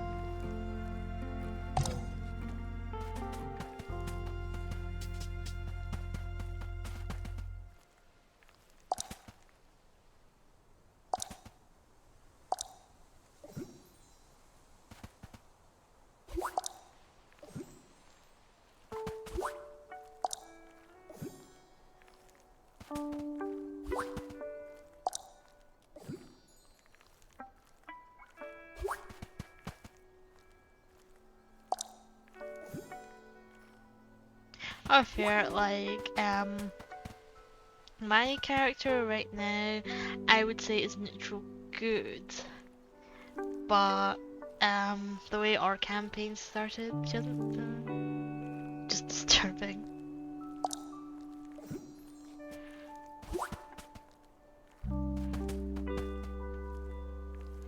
I mean, like, I played like a chaotic evil character in a one shot.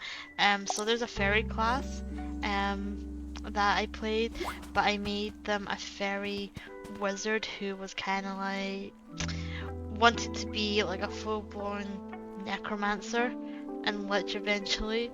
But we were not very high level, I believe. Um, it was fun playing it. I got told off by the other characters because we were like supposed to be bad guys who were trying to help this like lich get this like really powerful book in that.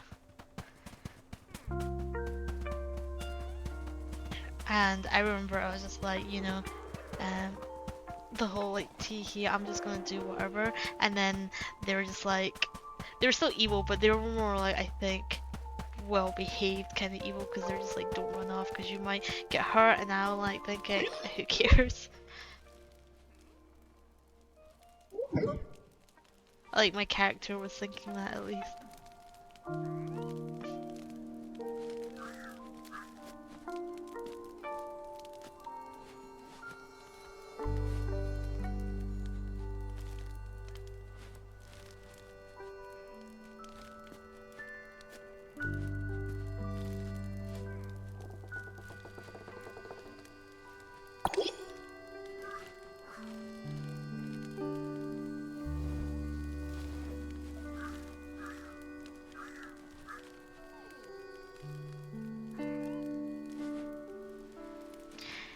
Was it one-on-one?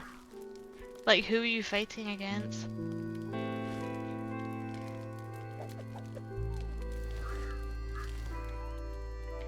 Cause like, it depends how you roll, because the higher level you get, clerics like do average kind of in terms of like health, but then the lower health people get really strong abilities as well to kind of balance it out.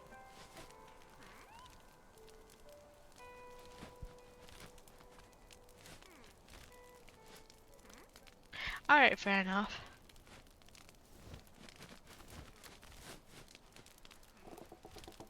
What was the like... Oh, give me a sec, I'm going to turn the lights on, it's starting to get a bit dark.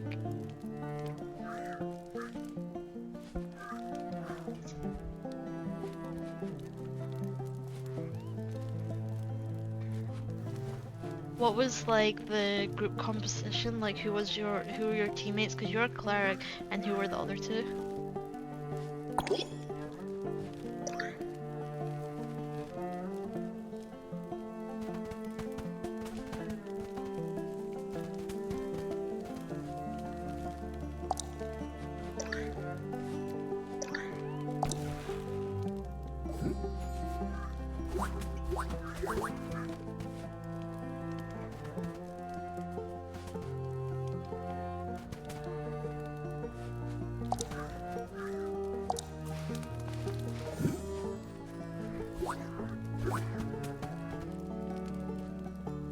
Oh, the board person's an Aarakocra.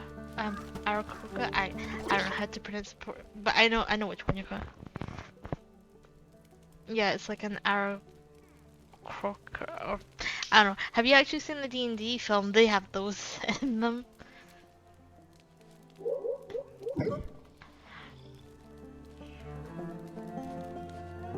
But yeah, we have those. We have one of them, and not in our team, but we have an NPC using Aarakocra in our game, which all of our characters love, because when we first met him, he was stronger than us, and he fucking just told these people chasing us to get out, or they were gonna shoot them like point blank, and they're just like backed off. It was just, we were all just like looking at us like, please, thank you for saving us.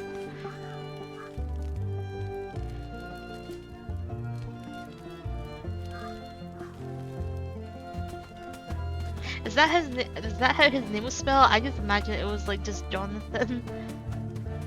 Unless I'm remembering wrong.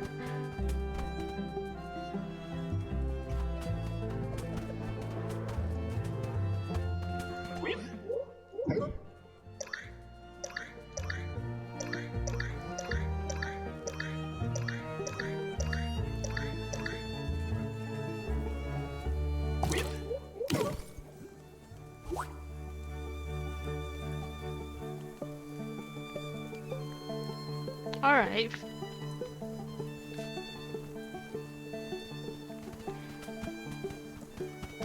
I mean, I think most of my friends were kind of expecting it not to be good, and they were like surprised that it was going to be that good, and I was like, well, I was expecting to enjoy it. Like, I didn't know if it was going to be good, but movies are better nowadays because they have more, like, technology is better as well. Because I remember, like, video game movies from, like, what, 20, 30 years ago, they were not very good. But things are different. I mean, we have a lot of like video game movies now as well, which are a lot better than what they were back a few decades ago.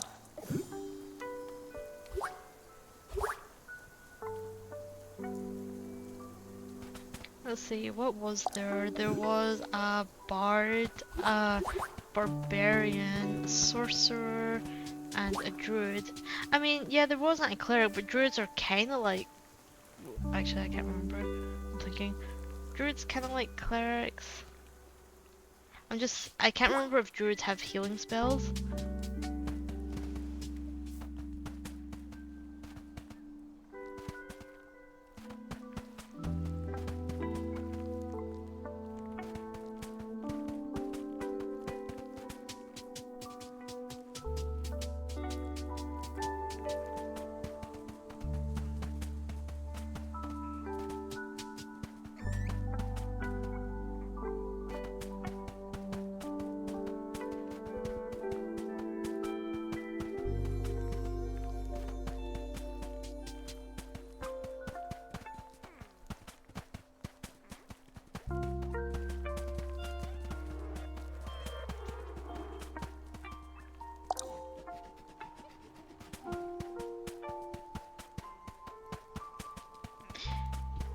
I don't know, like I think our team was our composition right now is a bit weird because we've got a lot of spellcasters in our group.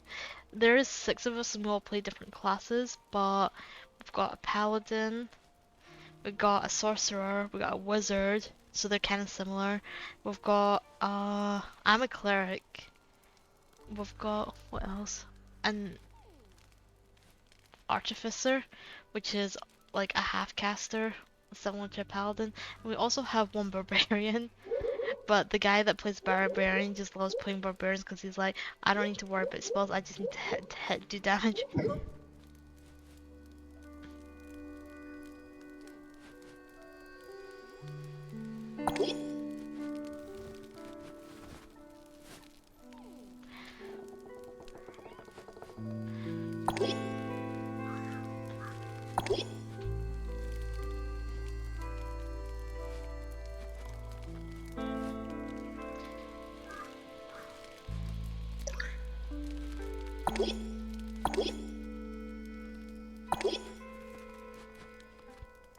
I don't know, do you guys ever, let's see, sorcerer?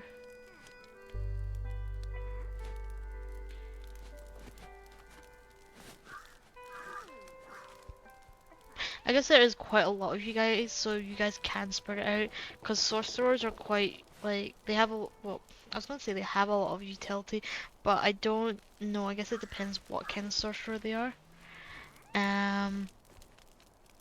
I mean, I guess Bard is like your kind of like utility, kind of like illusion. Well, I guess it depends on your subclass again. You have like 2 damage dealers, which are like the barbarian and the rogue, and yeah, when we played, our DM was worried that we weren't going to do enough damage because the barbarian didn't come until later, and neither did the paladin. So originally our group was 4 people. I was a cleric. We had a wizard, a sorcerer, and an artificer. So not the strongest. I love wild magic. It's kind of funny. Do they use a modified wild magic table, or do they just stick to the one in the player's handbook?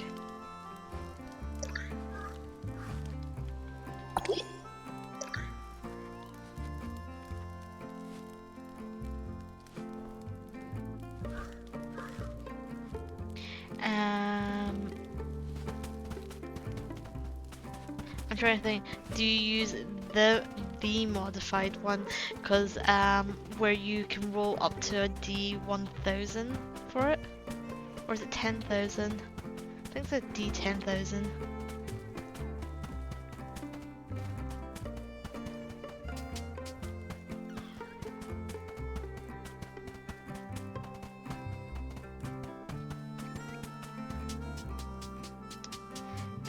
There's like a very specific like table for D&D online, a modified like wild magic table, but apparently if you roll like if you roll 3 D10s and they all come up zeros, that's technically a 10,000, and if that happens, what happens when that wild magic occurs is the whole world explodes, which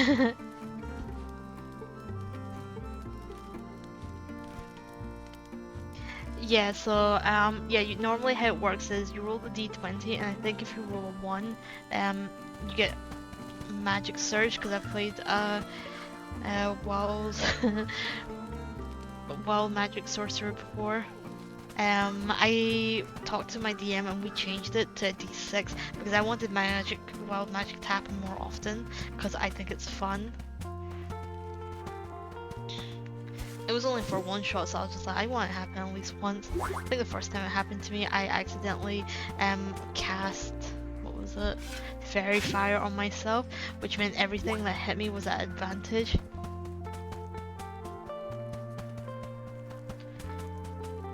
But I rolled, I think, I rolled a 2 out of like 10,000 once. Oh, what's this? A treasure map. Interesting.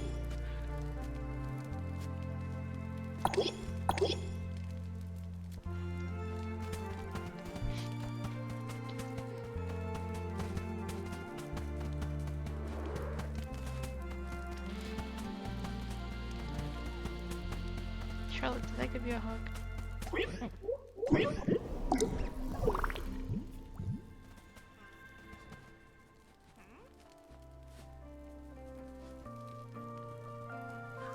I'm not sure about the term purple became a strobe light. I've heard that. I think I know which one that is. And spoken tongues. It sounds very similar to the one from the player's handbook. Because I think that one has like maybe it's like somewhere between 20 to 50 different like ones depending what you roll out of 100.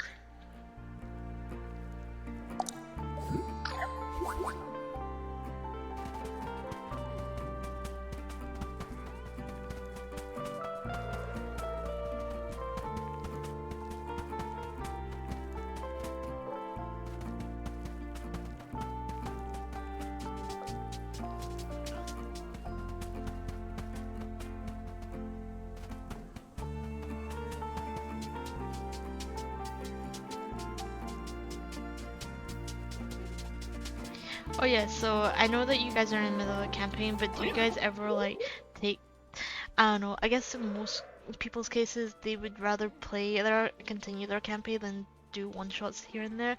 I mean, I don't know about you, but I do like occasionally doing one-shots, just cause you get a chance to play other characters without like having to kill off or retire your character from a story from the campaign. Like, do you guys ever do that, or have you guys only ever played one shots? Sorry, campaigns.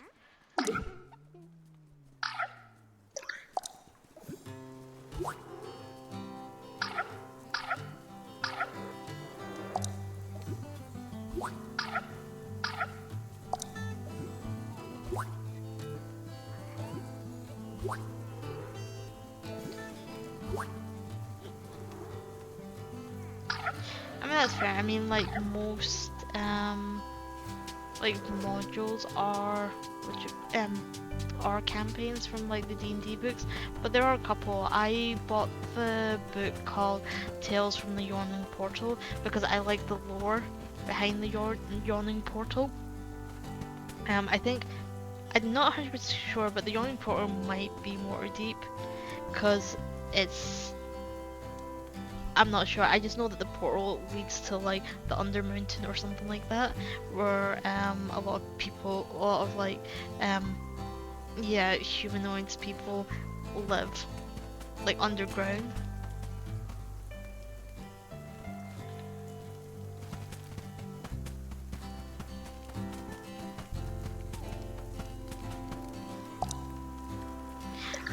I guess another question, have you only ever played D&D because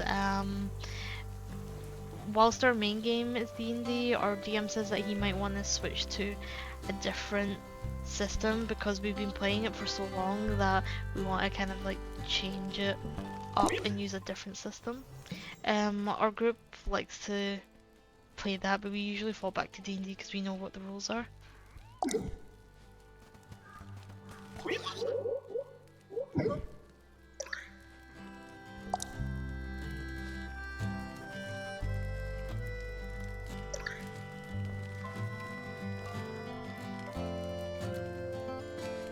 Oh no. Oh, it's fine. I thought I messed up my bag.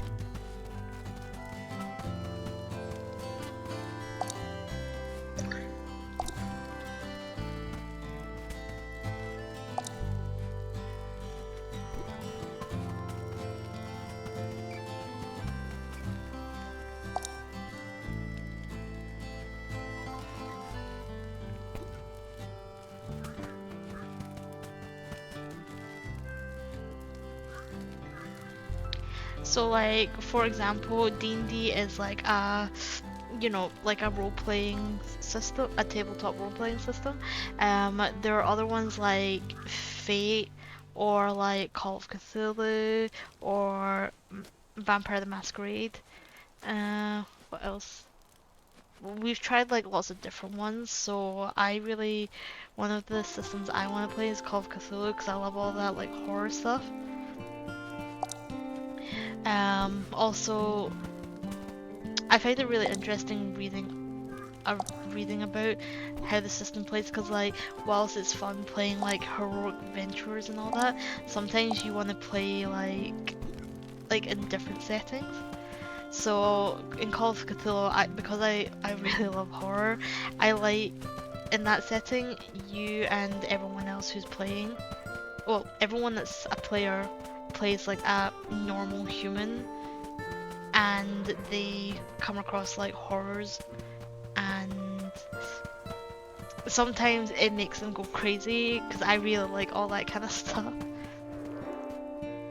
It's not everyone's cup of tea because like I have a friend who really doesn't like gore, so they would not like it very much.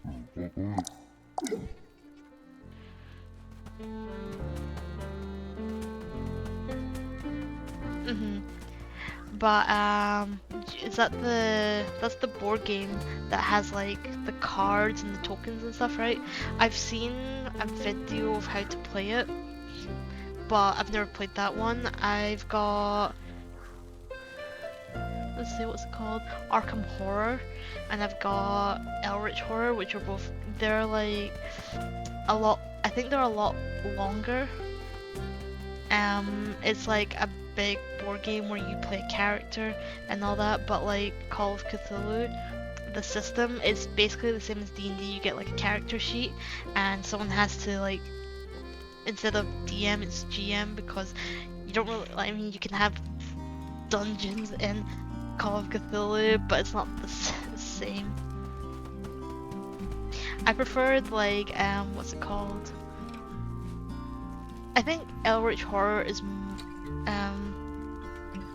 I think, is it Eldritch Horror? Yeah, that one's, actually give me a sec, I've got my board games here, I need to just check what the name is. Oop.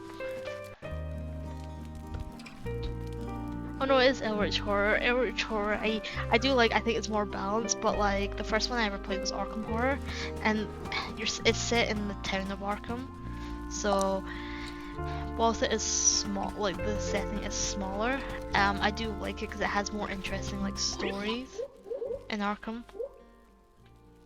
Oh really? Well, I got into board games because my friend was like, "You should come over and play a board game," and I was like, "Sure." No idea what to expect. Started playing it, and I was like, "Oh my god, I love this game because I love the complexity of it. It's a lot more fun than playing with Monopoly." Don't get me wrong, I do like playing that sometimes, but it gets boring after a while. So yeah, the first proper board game I played, like if you start getting into board games, is probably um Arkham Horror. But like later I did get Eldritch Horror. That was a lot of fun.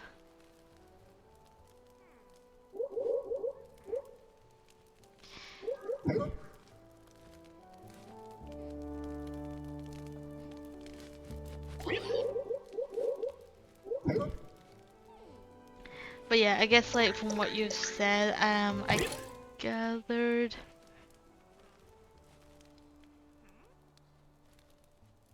you've not like played um uh what I am referring to. So like so the games like Eldritch Horror, you can basically play that but in like a D&D style.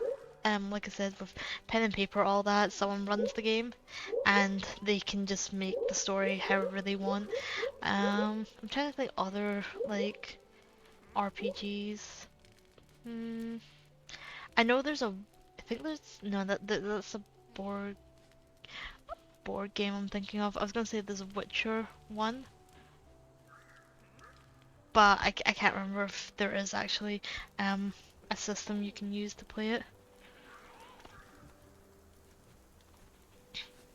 Yeah, that's what I mean. Like if you play like Eldritch Horror and you're your character at the board game goes crazy and all that. Imagine what it would be like to play, like role play a character that has to go around investigating and then just see them go crazy because they meet all manners of things. The rules are quite different from D&D because it's a different genre, but I really like it.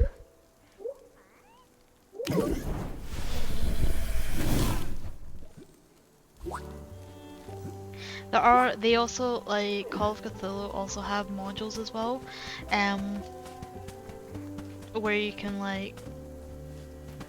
play either as a one shot, but most of them last longer than that. They actually have a starter kit, so you know how like, I don't know if you know that D&D has a starter kit for new people, when they start first playing. That one's cool.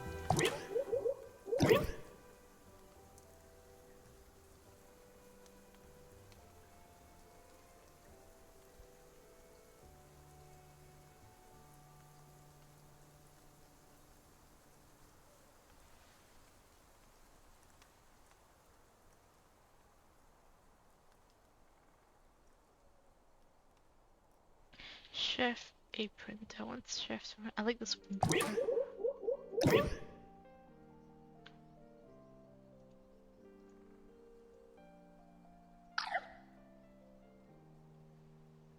Yeah, so like D&D they have a starter kit and an essentials kit. A starter kit is like, apparently it is good for like, actually I don't know, I might be thinking of the essentials kit. It gives you like a set of dice and like basically handholds you into it. Call of Cthulhu also Call of Cthulhu also has a starter kit as well, which I have. But later on I also bought module books, which they give you like the start of a story and like things like clues you can leave your investigators and like what's happening in the background.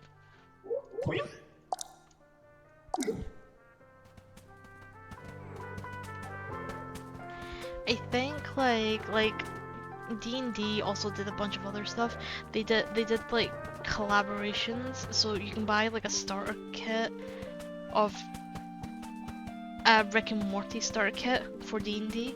So they give you like the characters from like Rick and Morty did a D&D comic, which later they turned that into like a starter kit, so you can play those characters if you want and all that.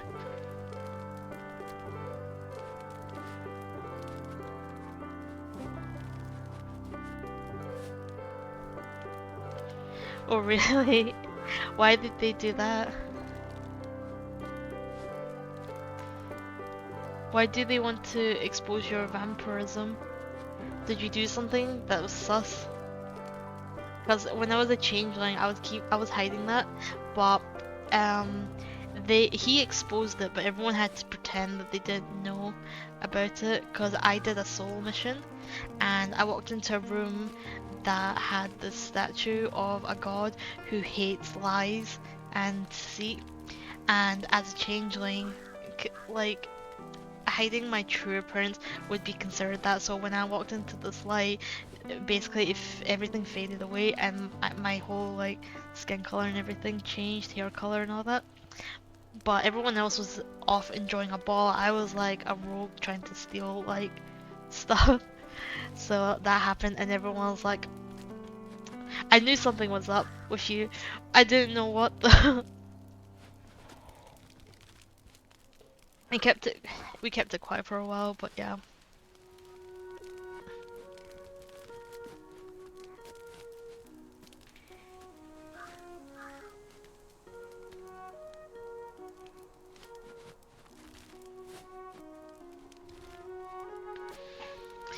When you say like, so this was just a secret interaction between you guys and not at the table with people. Have you met this person though?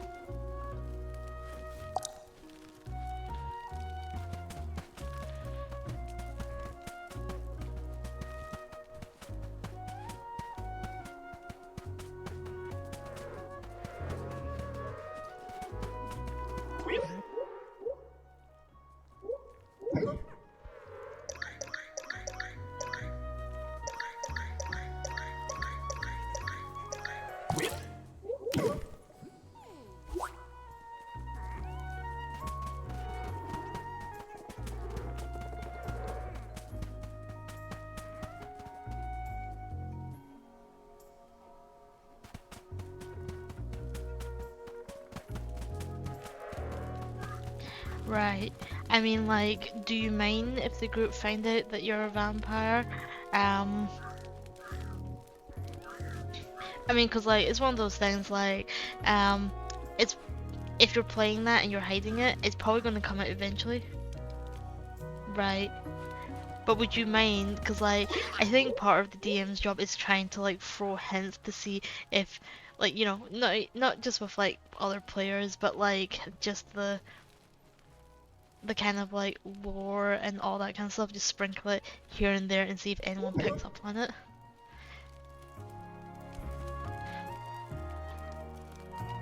Oh no, it did sort it all. Oh damn it. Oh no, no. Okay, I'm just gonna sit here and sort it all again.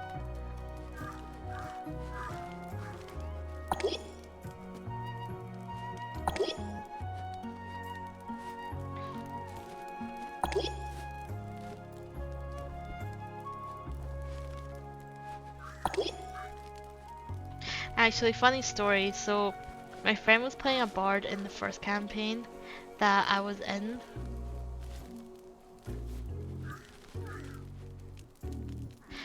Hmm. But it wouldn't bother you, right, if like the group found out, right? Because like if it did, I think it's something that you should talk to the DM about. Because then maybe he won't drop as many hints. But if you're fine with it, then you know. I just remember my friend in the first campaign. He was lucky. My character wasn't very intelligent, but as a rogue and because of her backstory, would question anyone, and he was basically talking. He was talking out of his ass, in the sense that he was like telling. First night, me and my friend were at a campfire. We weren't friends. We only just met like a week ago, and we basically just skipped up to there. He comes up to my character, who's a rogue and suspicious of everyone, and starts telling my character about how he's a prince from a like from the Feywild and is trying to like make a name for himself, so that he can go back and prove his worth. Kind of shows me this small like gold crown. And then I was like, okay, I'm gonna inside check that because I don't know, that just seems very, I don't know, I don't believe it. His deception was very high.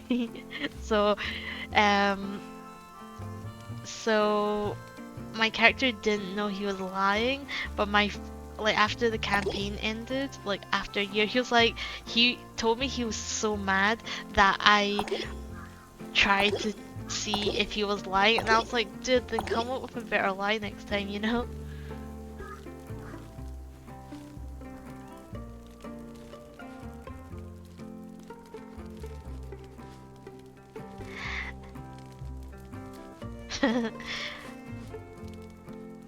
Ah, that's fair. If like she's making blood sacrifice. My friend played a character that was doing something in a one shot. Um, what was it? I wanted to help this guy that we had captured who was a bandit. We were going to just take him with us and hand him over to the authorities, and then our friend was just like, no, no, it's fine, I can look after her. And I was like, are you sure? I'll get into the back with you and just look after her. And they're like, no, it's fine. Turns out at the end he killed the guy to sacrifice to his god, and I was like, he was like, yeah, if you went to the back there, you'd have seen he drowned. I drowned him with like my magics. And I was like, dude, I really I really wanted to go back there because I wanted to make sure the guy was okay. Turns out that guy was a traitor. He backstabbed us. He tried to drown all of us at the last boss fight. But our other friends who were like good was like not having this. We just started chucking stuff. He got harpooned by a javelin and got stuck and couldn't ended up drowning himself, which was like instant karma. It was so funny.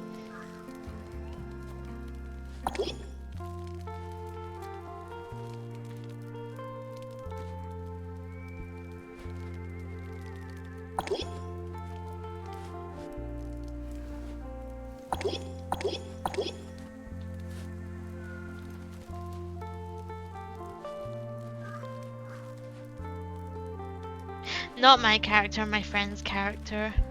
In this one shot we played. He wasn't really a traitor. We weren't like friends. We were all hired from a job. We basically didn't know each other. He was a traitor in the sense that he was going to like help us. He was going to help, like, he wanted to get paid for the job, which meant like getting rid of all these like occultists. But after we were about to kill the guy, he basically went, well, you know what, you guys can all die with him, and then cast a whirlpool which was pulling us all in. And yeah, but then someone harpooned him and he couldn't leave his own whirlpool. And then he also drowned. He was really mad about it, but he was like, I did this to myself, I deserve it. And we're like, yes, you really did.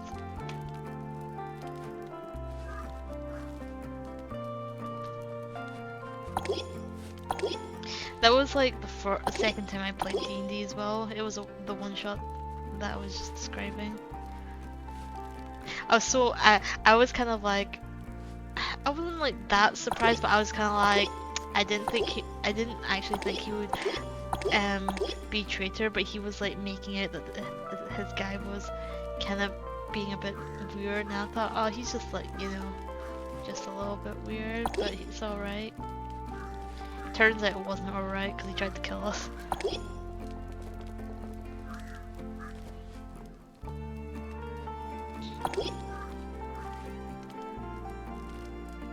Okay, so because your character is, well, you say that they're chaotic, neutral, but your party thinks that you're evil and all that, would you backstab anyone from your party? Given the kind of player the kind of character you're playing?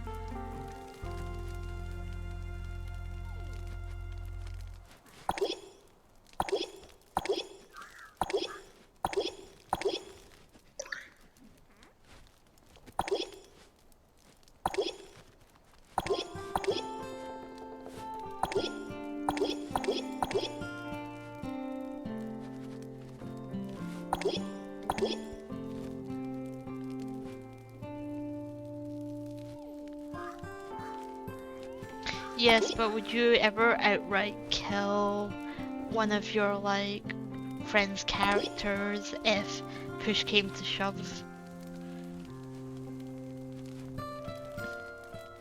Because the kind of character I'm playing right now, I would definitely do it. But only if I became really desperate because of the kind of character I'm playing right now. I mean, most people would probably do it, but like I would do it if like there's a specific reason for the character I'm currently playing to like do something like that.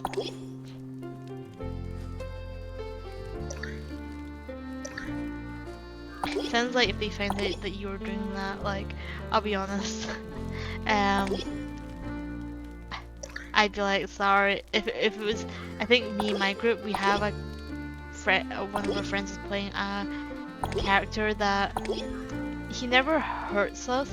He did by accident once, but he said that it wasn't his fault. It was him, the player, didn't understand the spell properly. But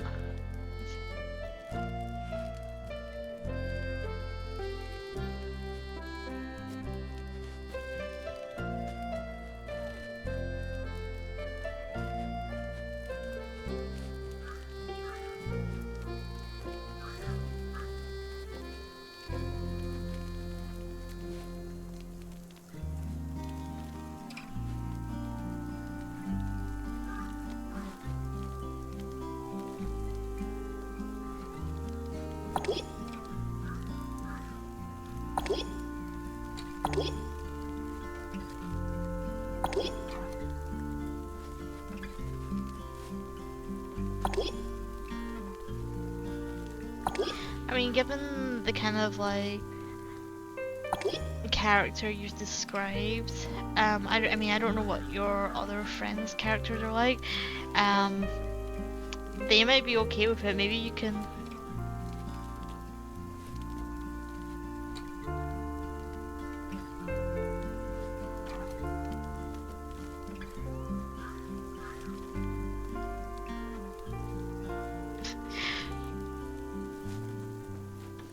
So when you say that you hurt them in their sleep for blood, you mean that you did that and not your character, right?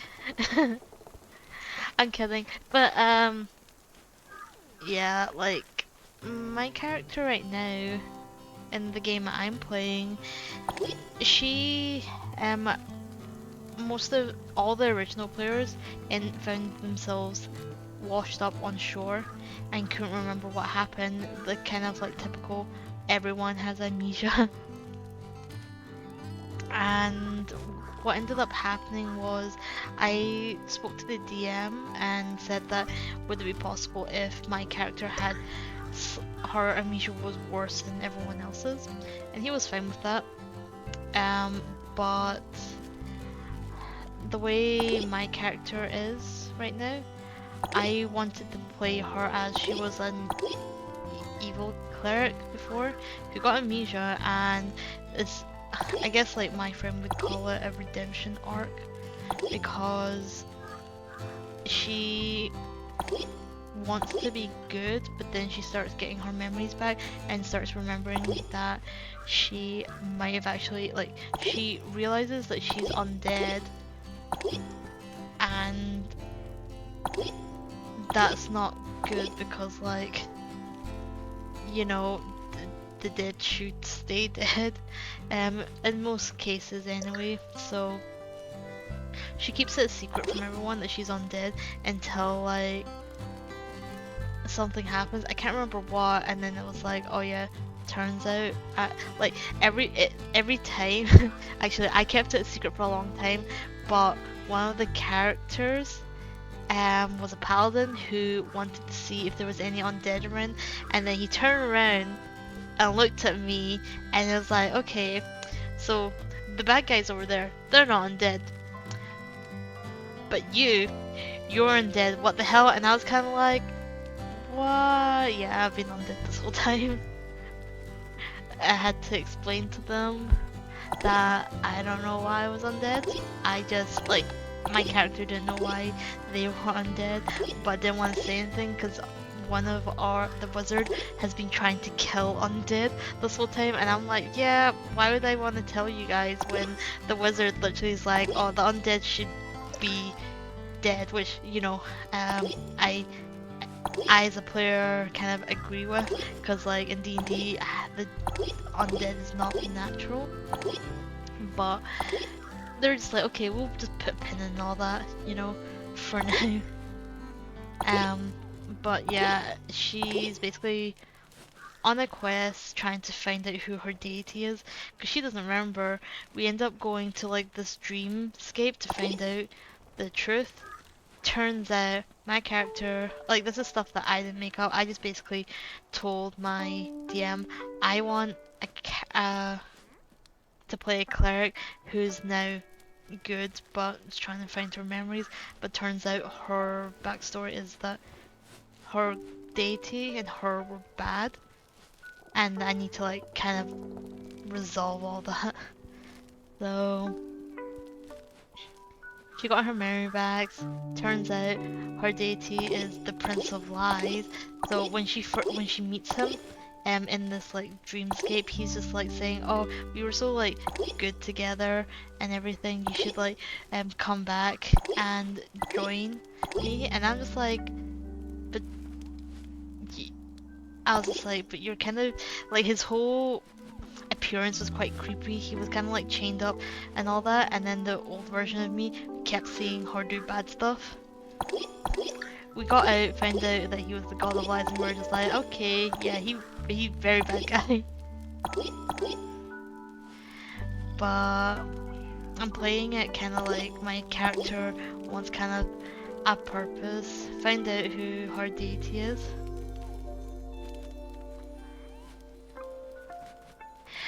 Could, but turn undead, the way I think it works is if the person, because like at the first level you get it at, I think it was like, what, 3 or 5. Also, me and the DM have worked out certain things, because like there are some rules as written things, where for example, what's it called? Cure Wounds does not work on undead or constructs. However, in Baldur's Gate, you have Warforges, which are basically like constructs that are made of like metal and things like that. But the game would not work properly if you can't use a spell like Cure Wounds on that, because that would just make it unplayable. Unless you wanted to be very nitty gritty and find a way around that, because it wouldn't balance very well if you had like a group and one character literally could not heal themselves. So yeah, they released the Unborn or Reborn character race in, which one was it? I think it was like the Witchlight module, along with fairy and vampiric lineage as well. Yeah, I also asked my DM about, like, because at what level? There's a 5th level spell that my character gets called Anti-Life Shell, which literally pushes undead out of it, and I'm like, if I use that, what will happen? I'm undead, would it push me out? Would that break the spell? But I think the way he's rolling it is that even though my character is like technically undead, I'm a cleric, therefore blessed by this like celestial being.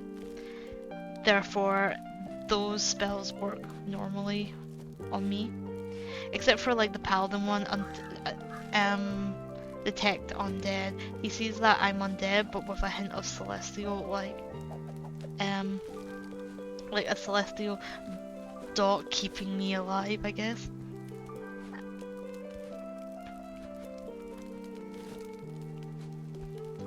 But yeah, I think with the turn undead, I can't remember what level you get it. It's either 3rd or 5th level. When you get it, I know it makes, I think, I'm not sure which one it is. You can make them like under the undead fear you and all that, but at a certain level you can actually just destroy them if they're a challenge rating of, I think the lowest one was like half or below, or 1, and then 2, but since I don't think that would ever affect my character, given that as a character, her challenge rating would probably be roughly about what her level is. Because like, I think from what I remember reading, if you have something that's like a challenge rating of like 13 or something like that, that's like, for someone to take it on a regular, like for as a challenge, I think it's like a party of 4 at the same level as the challenge rating, I think. But it's been so long since I read all these like little rules and stuff that I can't really remember.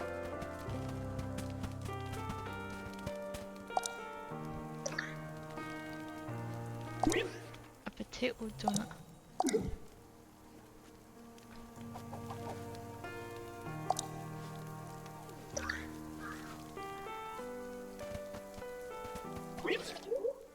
Oh, I just realized that I could probably make the gold.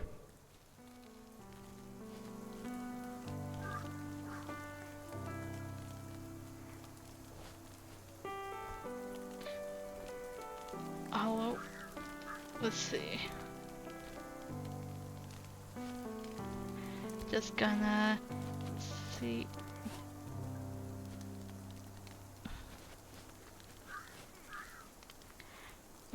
Goodbye. I'm pretty sure that was spam, that one, from what I read.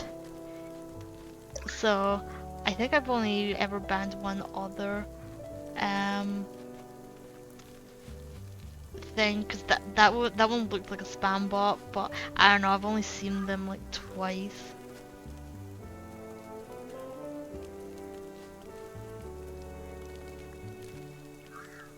Yeah, it's a lot of stuff. All the healing spells do not affect undead or constructs, and there are like certain spells that say the same, but like I said, it's just like I did think about it a lot going in because I did speak to the DM about it, but then we came to like the conclusion that yeah, um, the people that made it would probably not want it. Like they themselves probably didn't intend it to be like that. When they say undead and constructs, they're thinking more like when you like more like enemy stat plots and all that.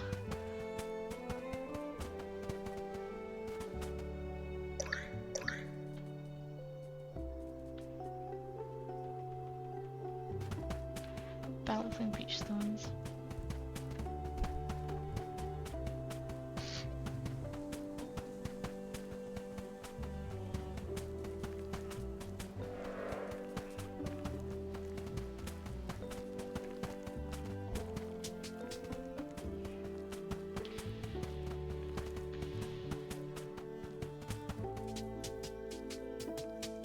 I don't know, D&D is such like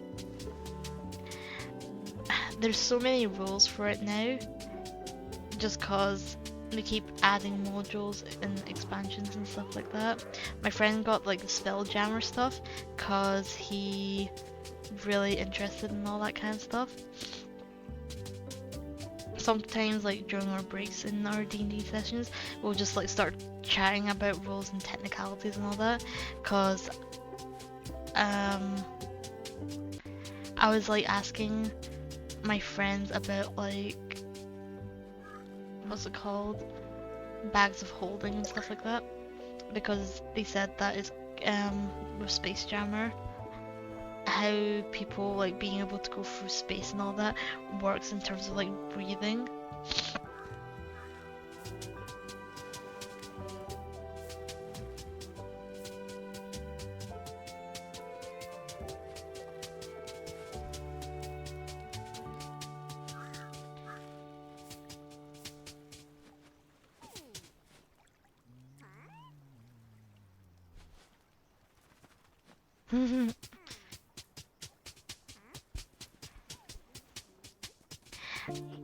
When you say we, you mean you and the DM, since your party doesn't know, right? I mean, maybe if you ever wanted to go berserk, you can just let your DM know, and then he can just make it like kind of like shift it to a place where you can't get your blood sacrificed, and then attack the party.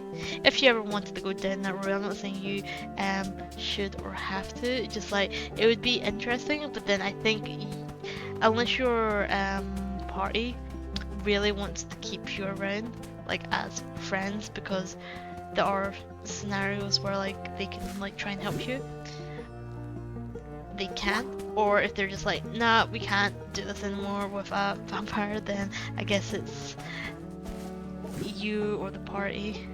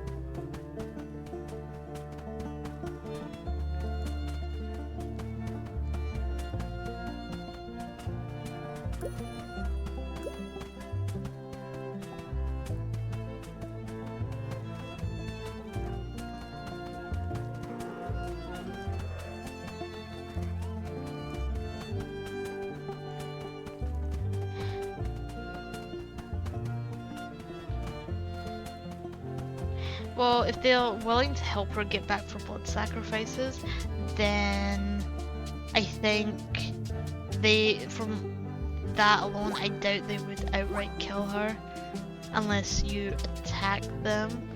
or maybe they just you know, that kind of thing. Like the way it is right now with one of our friends, he's getting like darker and darker and is willing to kill other people that is not our party. But he tried to like kill someone and two people in our group was just like, no, you don't kill, literally leashed him so he couldn't like do anything. Which, so I think in our group we're more like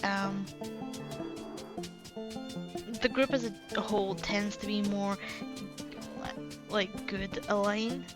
So my character wants to be good, but has a small inkling to go back to her god, but he's a bad guy. In one of the last sessions we had, one of our characters literally like pulled him out, killed his, like, he had a shadow demon dog, she killed it, and then basically told him to sit until what we were doing was over. But that was like a big kind of like party conflict. So like I said, given that your party seems to be fine with blood sacrifices, I doubt they would outright kill you. But I think in our party, given that our characters are like more good aligned, the idea of a blood sacrifice would be a big no-no for us. At least in this party, I played characters where it's like, yeah, do whatever you want, kill, you know, people. And I once played in like, I think it was called Icons, which is like a superhero system where we were playing bad guys. So as a bad character who was like from an alien from space, was like okay with killing like kids, and most of my friends were like, why would you do that? I was like, I'm playing a bad character, so I would, you know, they don't care who dies, right? In this context. It's cause like we were trying to like stop people from like, let's see.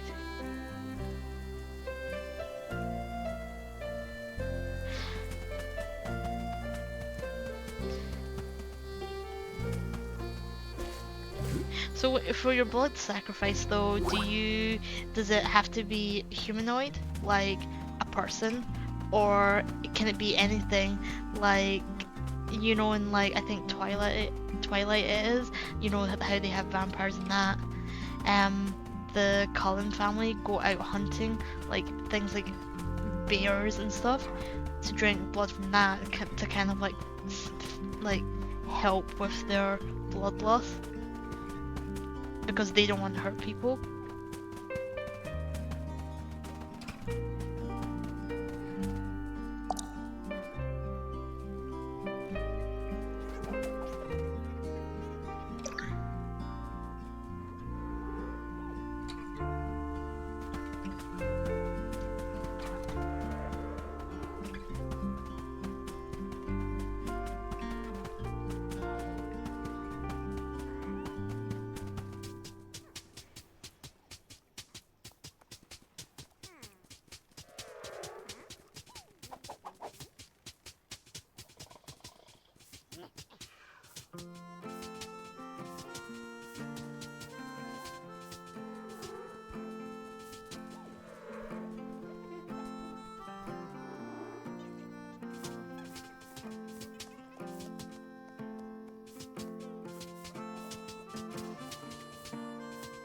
I mean,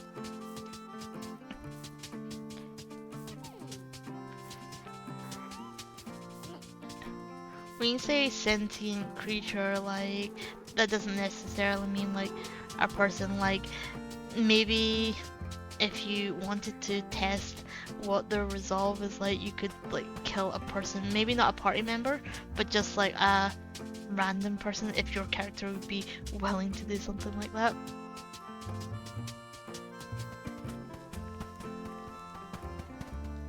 I'm trying to find these balancing stones and I just can't find them, so I have no idea where I'm going.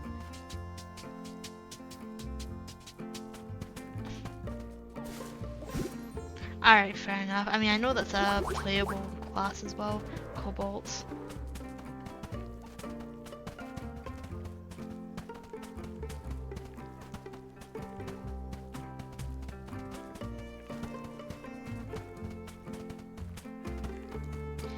Yeah, but see, here's the thing, like with like kobolds though, I know in D&D like goblins are usually considered like chaotic evil, right?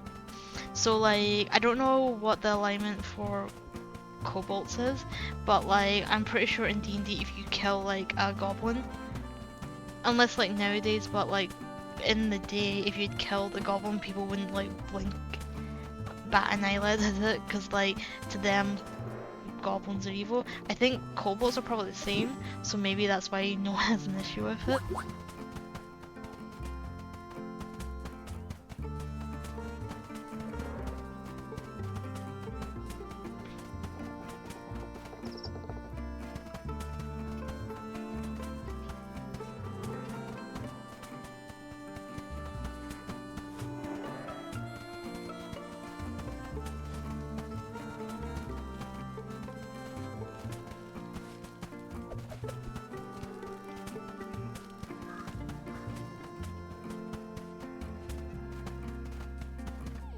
I'm just gonna talk to Chloe. I have no idea where these stones are. Let's see.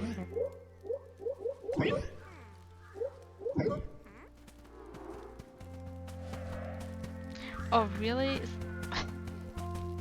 Ah right, I can see the balancing stones. I knew they were here somewhere before. They're just hidden behind my torch.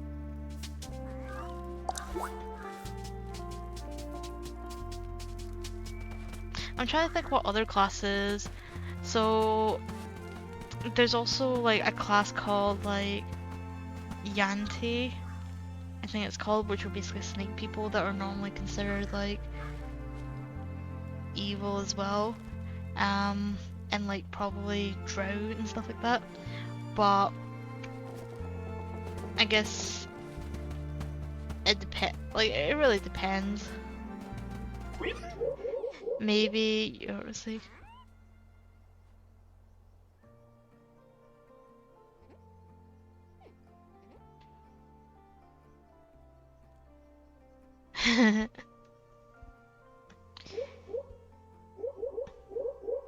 How bad is it when you curse someone?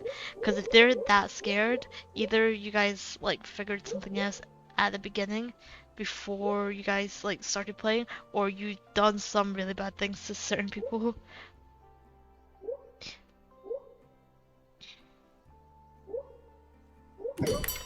Or is it to do with that the 2d20s that you roll at the beginning of each session?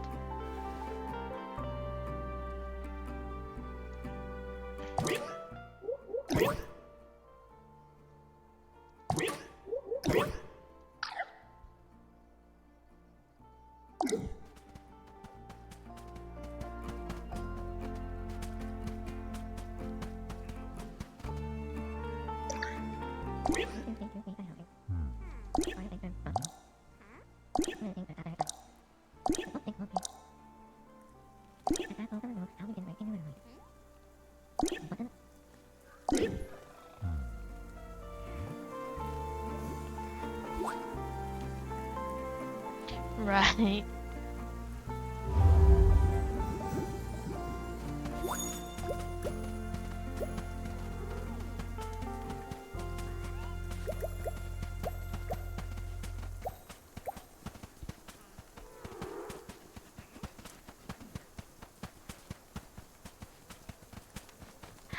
I'm just wondering what or would they be scared of more, being cursed or letting you like so see when you drink blood, do you need to drink a whole body of blood, like an entire person, or can you split that between people?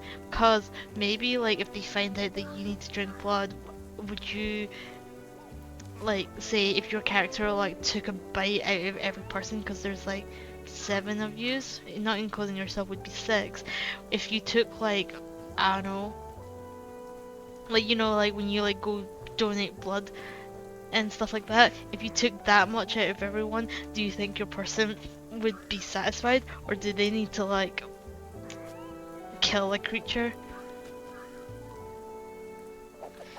That's fair.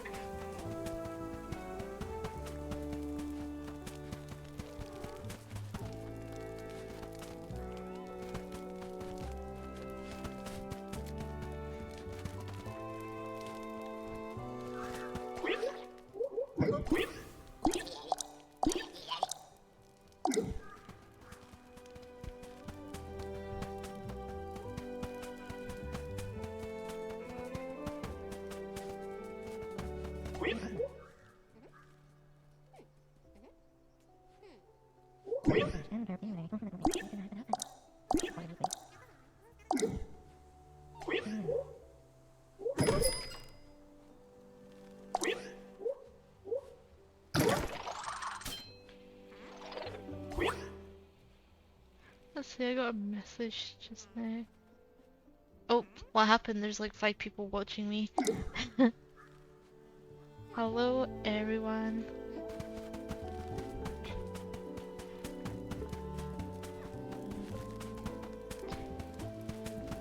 So, are you gonna be like streaming again tonight, by any chance? Or are you like keeping a break? I wanted to catch your what was it? Oh yeah, your little Nightmares 2 stream. How far did you actually get in that? I've actually watched someone play all the way through, so I know how like it ends and all that, and I do enjoy it. I'm just curious how far you got.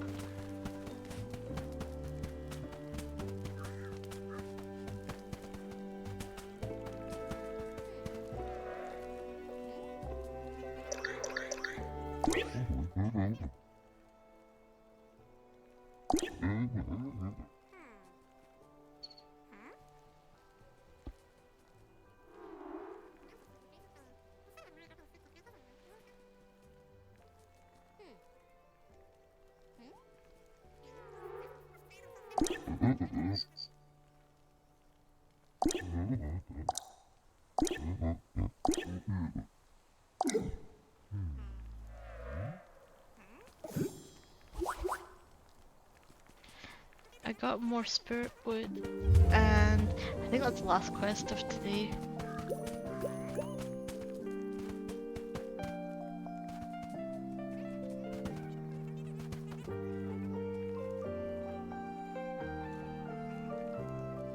Alright, fair enough. Do you think you'll go back to it when you're feeling better, or is it? I know which part. I think that's like the 3rd chapter. I really like that chapter. It's really creepy, but it's definitely, I think out of all of them, there was probably the scariest one. I mean, at least in my opinion.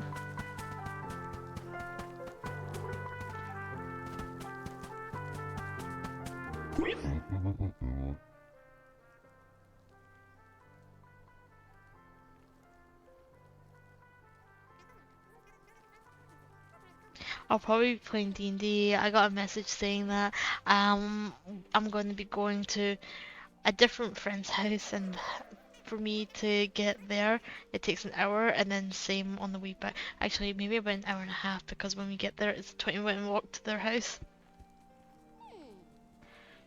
So I probably won't get back until the evening, which means I'll probably miss it, because when you say in the morning, it's like it was 2 o'clock for me, and that's in the middle of our session.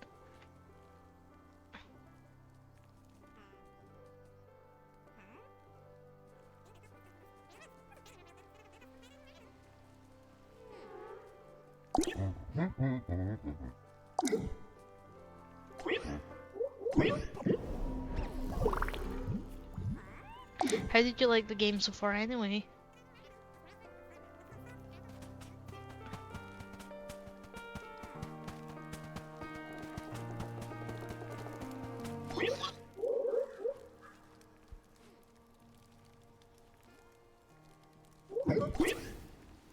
I mean, I get that. Like, I think like on Saturday last week I started like, did I?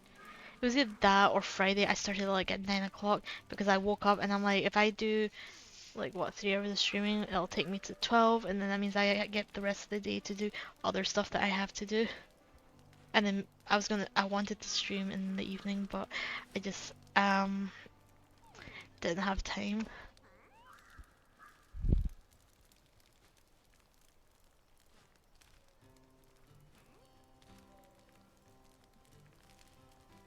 I think graphically it looks a lot nicer though. Like there's more like the lighting in it is quite atmospheric, and I don't know how you felt about the second chapter with the like the school, like that teacher got problems.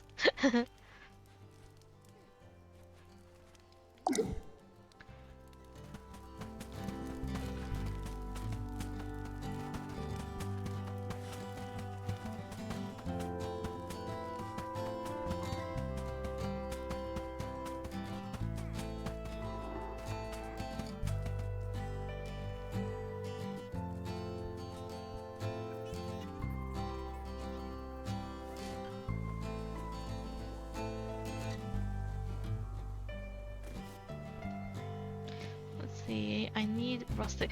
I'm just gonna go take all that stuff from my cat's room, make them sad just so I can get more fruit.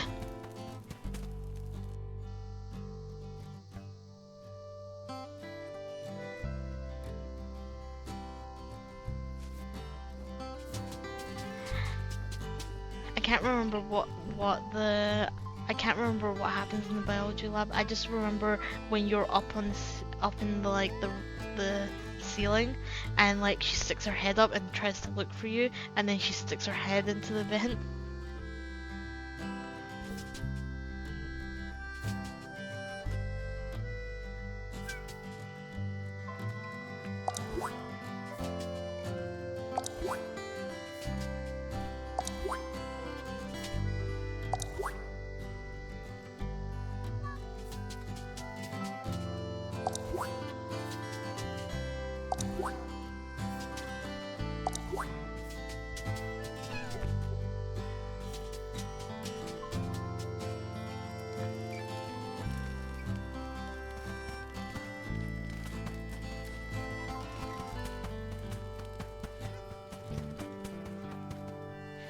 I don't really remember I don't really remember much about the music from the first one. I do like the music from the second one quite a lot, cause I would say it's quite atmospheric. I especially like the music box.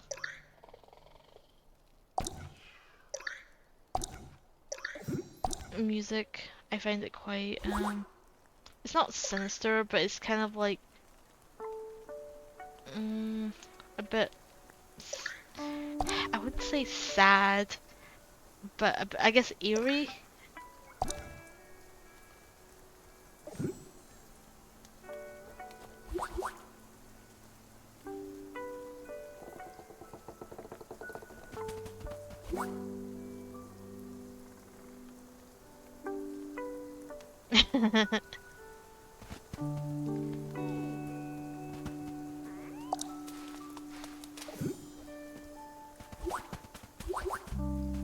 I was just so glad when they did it. It just like it felt quite the same, but I felt like myself personally, I felt like it was a bit of a step up from their original, which is like what I wanted, because whilst the original was good, I feel like it's always good if they try to like strive for better, because it just means that people will want to play their next game if they're making a third one.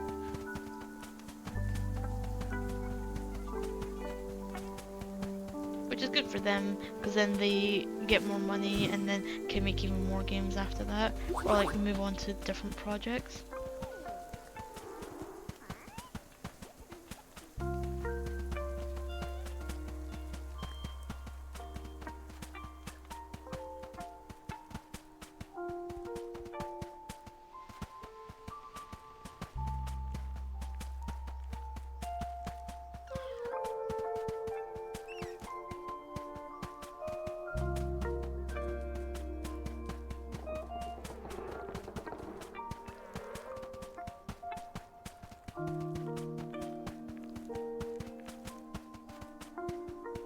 See, that's the thing. I have like no idea if there was a third, what's gonna happen. Um, because of how this game ended. But that was similar to like when the first game ended. I was just like, there's a second one. How are they gonna make a second one? Because the way that the first game ended, it was kind of like quite. It felt very like definitive, like that. Like that they would have to like make a completely different story.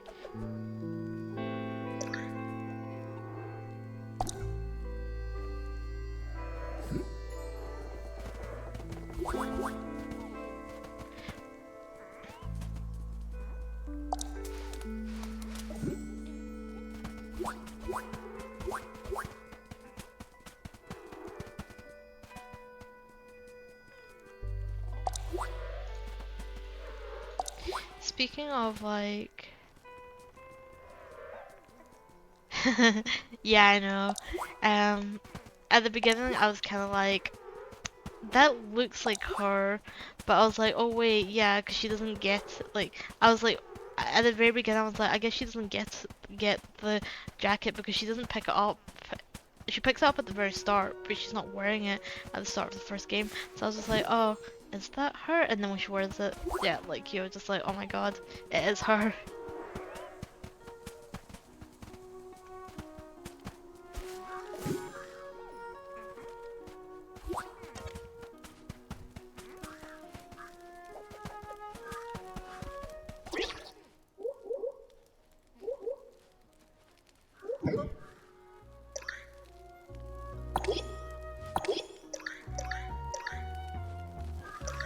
What is this?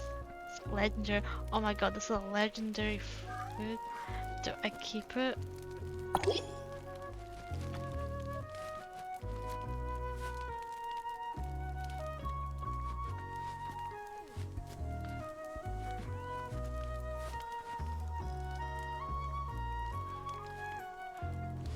see. This goes here. This goes here. That one I sell. This one I also sell.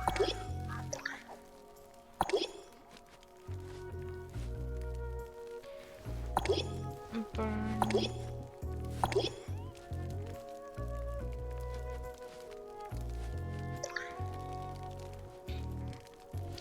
Are there any other by the way, are there any other horror games that you are thinking of playing? Because I did think of one that I want to play because it just came out. It's a sequel to like its previous game, and I really liked it, but I've got so many other games I don't want to play it at the moment. It's not too scary though because I can play it. I played the first one myself.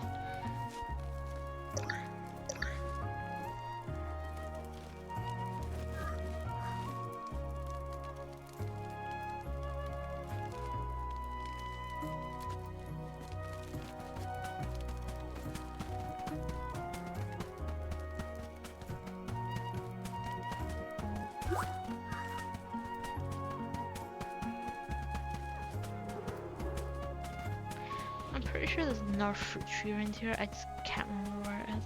Oh, there it is.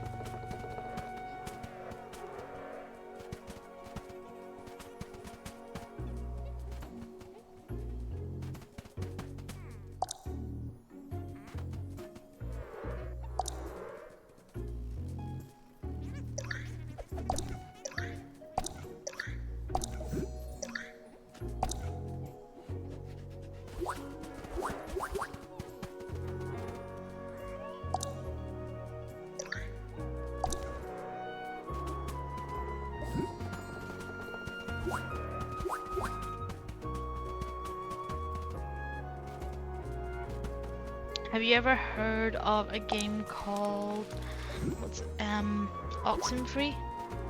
That one's not too scary. It does have its scary moments, but they just released their sequel, I think a month or two ago, and I really wanted to play it because I really loved the first one. Definitely not as scary as, what you call it, Little Nightmares, because in Little Nightmares you need to like, it's like somewhat of a survival because you need to like outrun like the people trying to like get you and stuff. In that game it's more like stuff happens and you get choices that will affect your ending. And there's like some puzzle solving, I think. It's more of a story-based game, I think.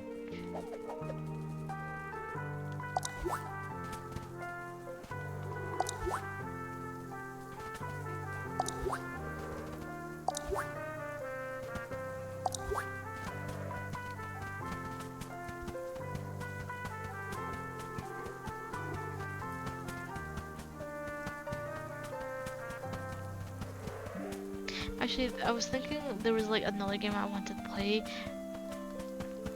Oh right, so I recently went to like Lush and bought some like bath bombs and stuff like that, and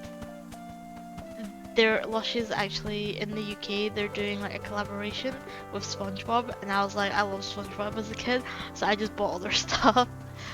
And that just reminded me today that there's actually a horror game.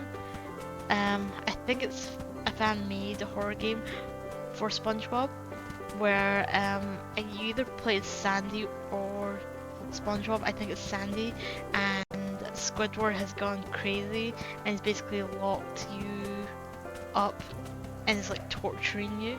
So you playing as, I believe it's Sandy, have to go in and rescue Patrick and SpongeBob. I've seen a playthrough of it, but I was thinking maybe I could play that, given that I just got some of their stuff recently. Which one have you not heard of? The SpongeBob one or the Oxenfree?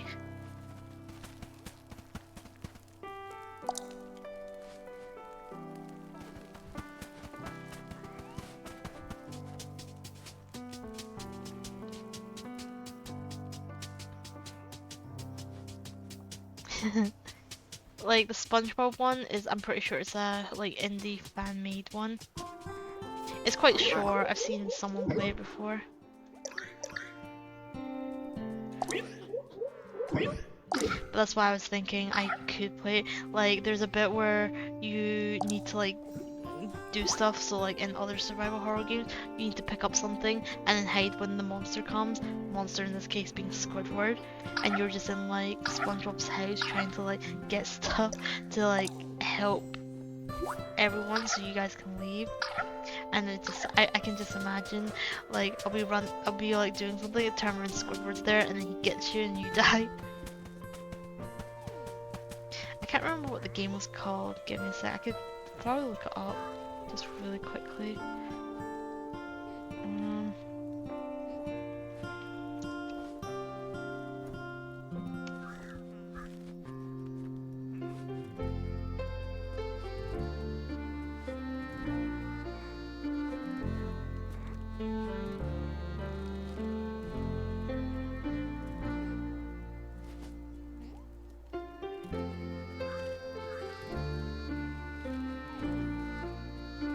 Let's see. I wonder if this is it.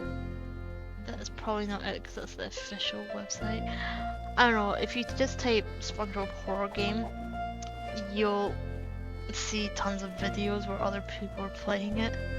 And probably will, if you look it up, if you want to play it, you can probably find it to play.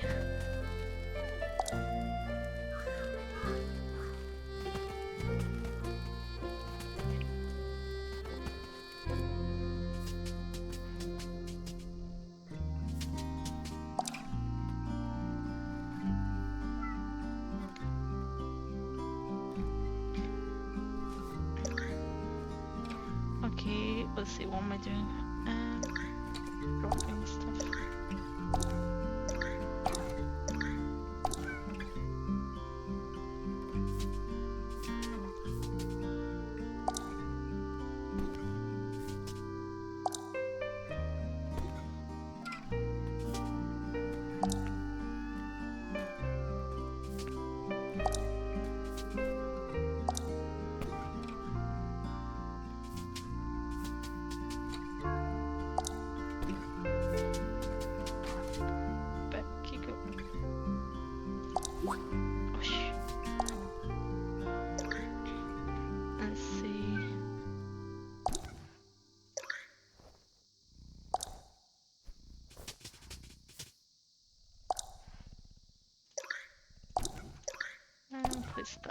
and then just sort it out.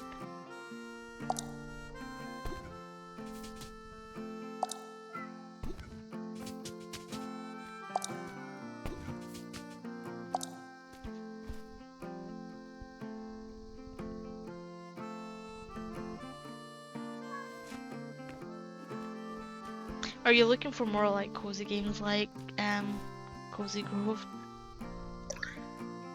Since you said that's the only one you really play. It's a short game, so it's like good if you only wanna spend like an hour or two doing it without needing to like commit too much time. I mean, there are the other obvious ones like Animal Crossing and Stardew, but I believe it was either you or someone else told me that they don't like Animal Crossing. I have a feeling it might have been someone else though.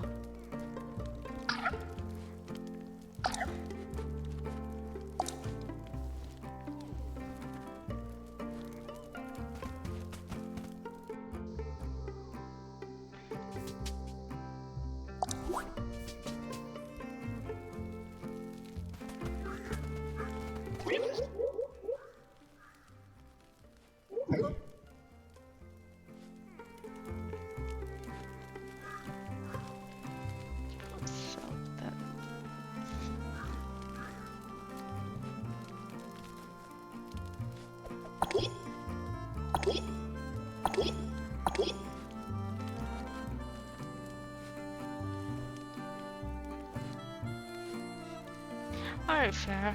I have like, let's see, I think 2 copies of Stardew Valley.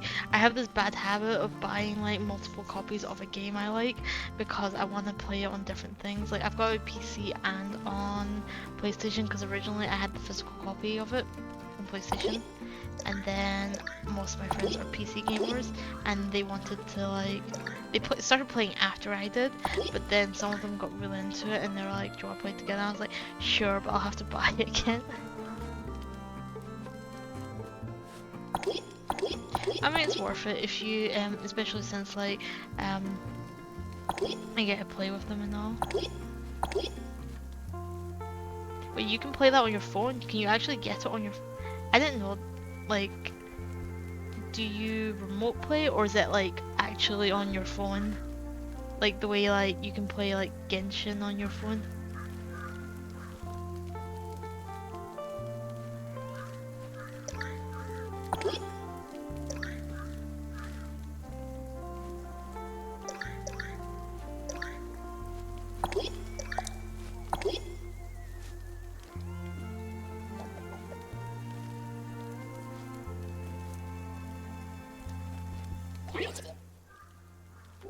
I had no idea you could do that. I don't know. I tried playing like what was it? Genshin Impact on my phone. I could not get used to the controls. I've not played a lot of like mobile, like unless the game was like specifically made for mobile. I've not really played it with like the, you know, mobile controls. I don't know even how to.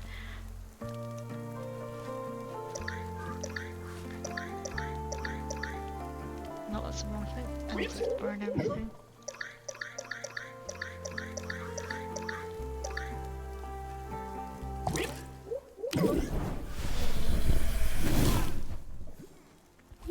Like, when I originally played it on PlayStation and then moved to PC, it was very weird, but then I played on PC for so long, I forgot how to play it on PlayStation.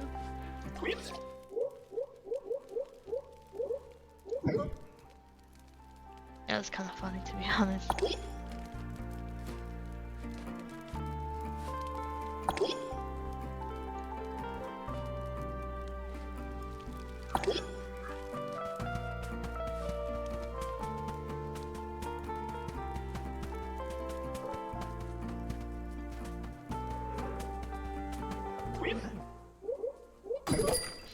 New recipes, just please.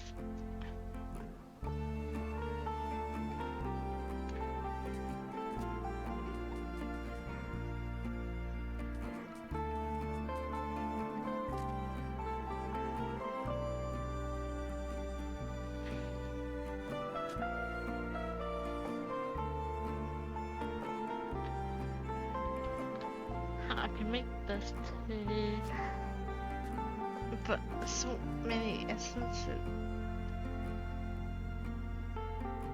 By the way, what day are you on Cozy Grove? Have you been playing it like fairly consistently? Because I only play it when I'm on stream, which is why I'm still on day 10.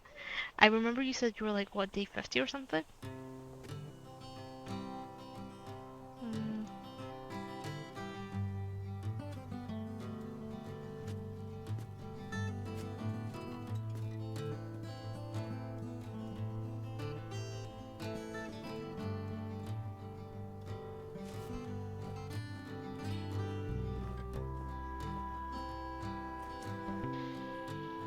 What am I supposed to do with all this like fruit? Oh wait, I can turn it into jam. That's what it was.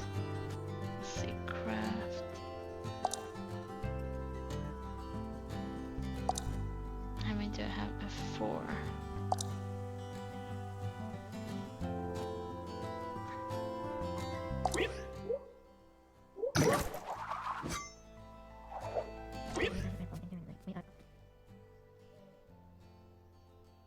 Yeah, probably. Like, I need to go to sleep at like 11 now, because if I go to sleep at 11, I wake up at 7 in the morning, which means I get my 8 hours, and then it takes me about, if I don't have breakfast, I can wake up at half 7, get ready quick enough, and then go get my bus. But if I want to like sit down and have like a hot meal for breakfast, then I have to wake up at 7 so I can cook it.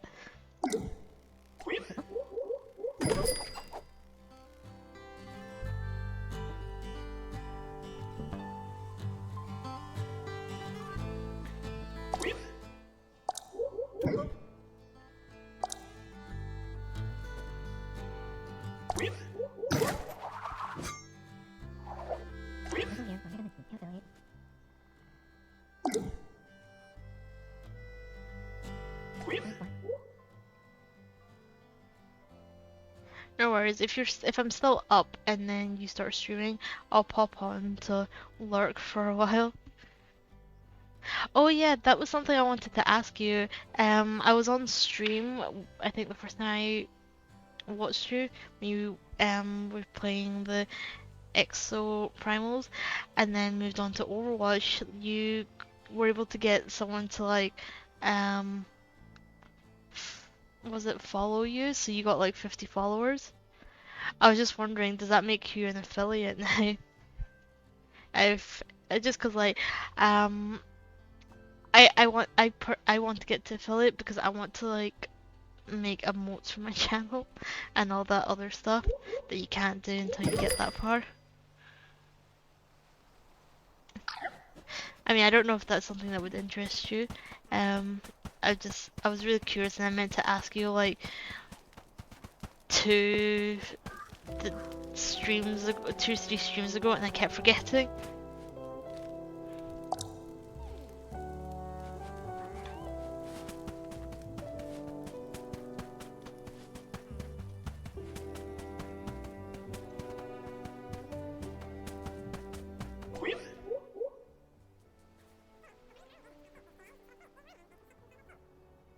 Yeah, like I know. I literally had a stream once where it was like 0.8, and I was like, how did I get less than 1% as an average viewer? I don't know how your maths works, but like 1.8. I mean, like I imagine that just meant that I had like 1 person watching. I mean, like I don't know if they take it over the like if they break it up into hours. So if you have someone watching for like 15 minutes, does that count as an hour? Or like, I don't know how they average it, I guess.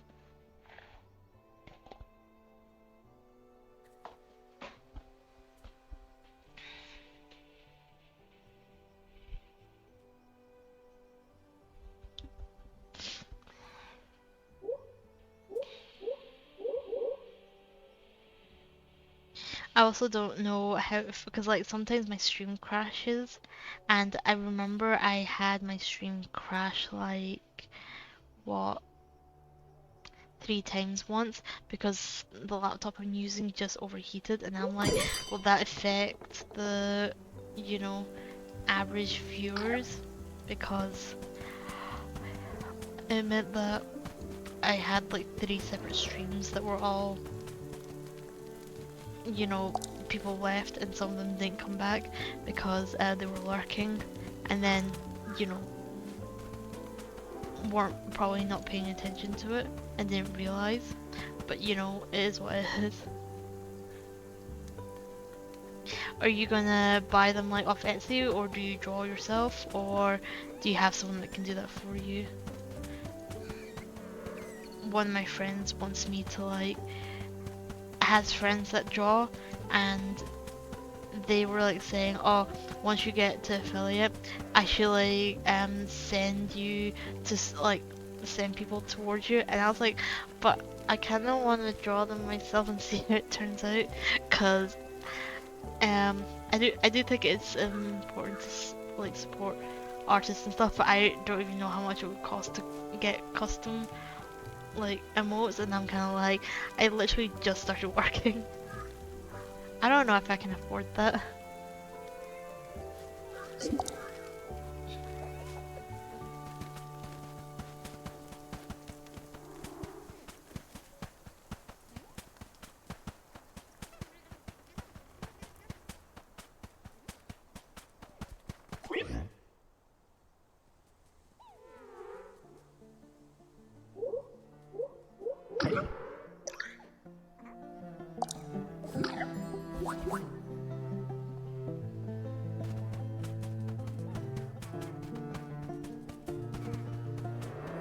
Yeah, I feel the exact same way. Like, I can draw better, with like pencil and paper, but I still want to do it. I just like,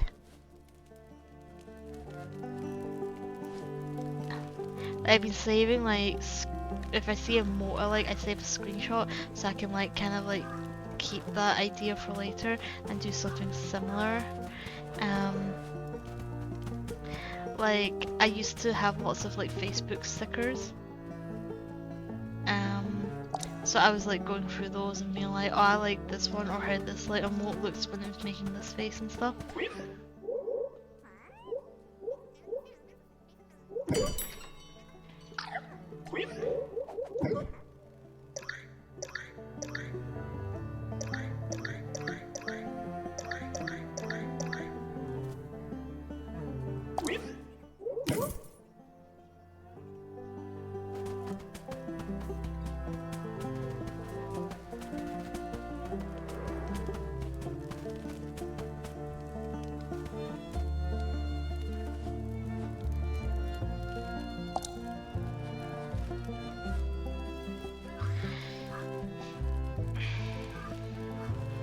The other thing with the drawing stuff is like, I've not done it in so long.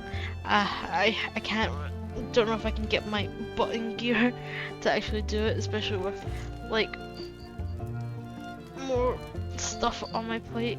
Like I'm literally going into work again tomorrow because I've started full time, but there might be some complications with it. So I'll just have to wait and see how it turns out.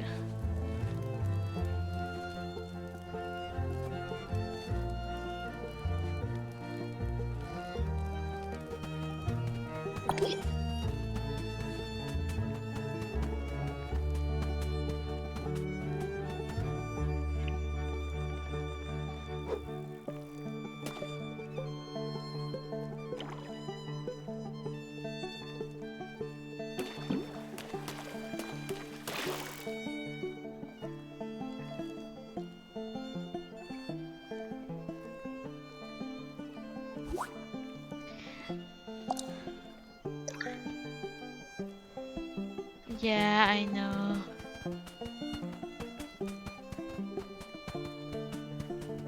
Like, also, I guess, like, since you stream in person, how would you like to do your emotes, I guess? I've seen some people where they, take, like, photos of their face and then just kind of, like, alter it to add in, like, certain things. would you want to do it like that? Given that, actually, I've been leaning back. I can't see if my, oh yeah, okay, that's fine. Given that I'm technically a VTuber, I guess, because I'm using a model. My design is pretty simple because I'm a slime. I just need to know how to draw a circle.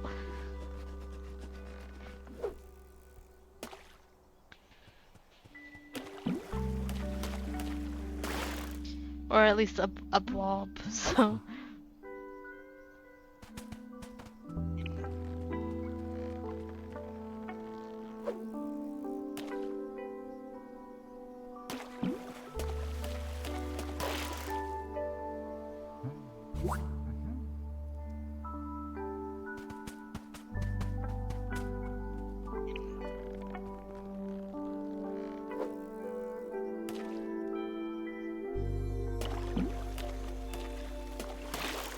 Yeah, I was thinking that, like, when you said cartoon, I was like thinking probably like a chibi version. Which, like, because it's still like a person would require like a lot of details unless you wanted to go like very simplistic with it. Are you wanting it to stand out, like be quite different from like others? Because you say since you commented that it's super common.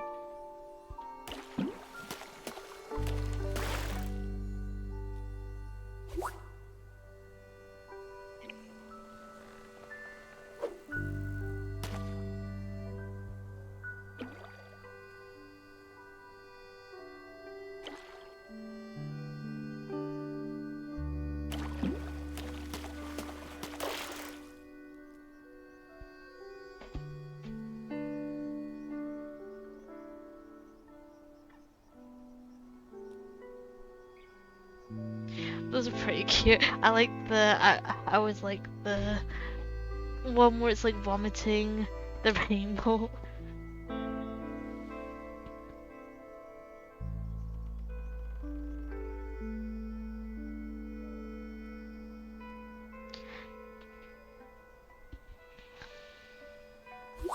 That is something else. Like, I think in the future I would like to change my VTube model. I still like the slime, don't get me wrong, but I would like to have different models in the future.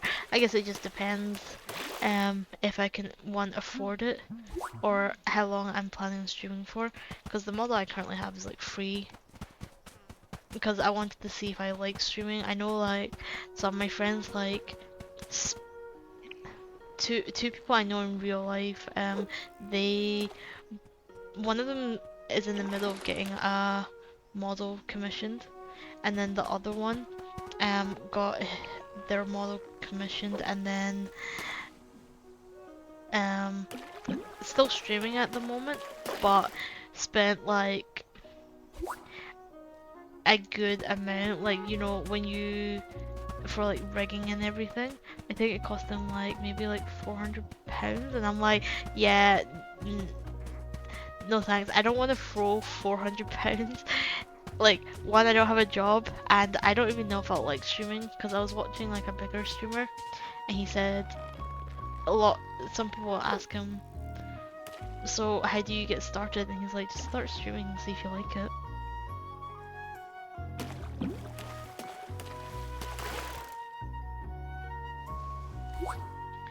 Could you not ask your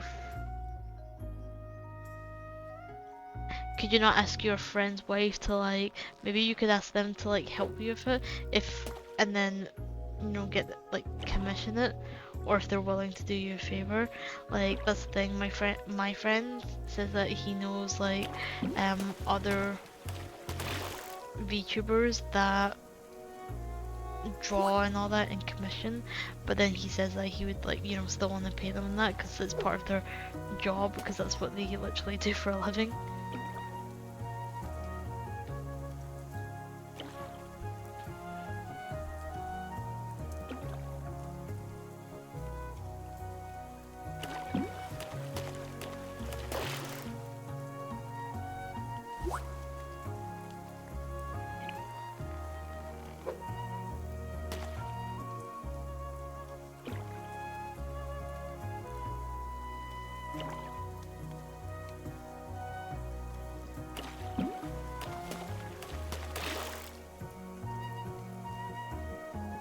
Oh, really?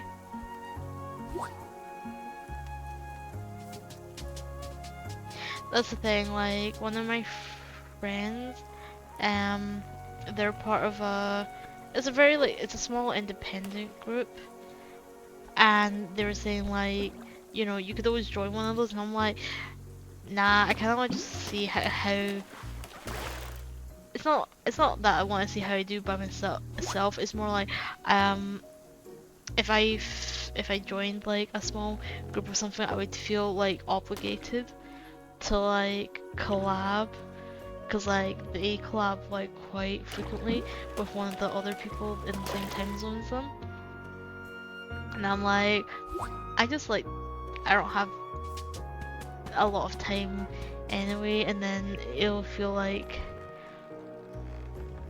more work.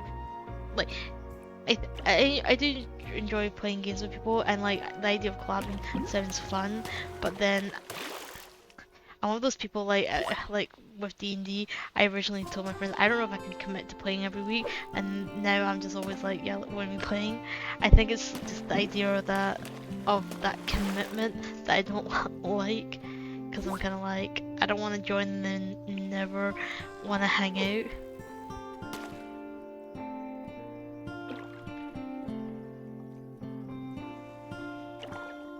Is your friend also like well,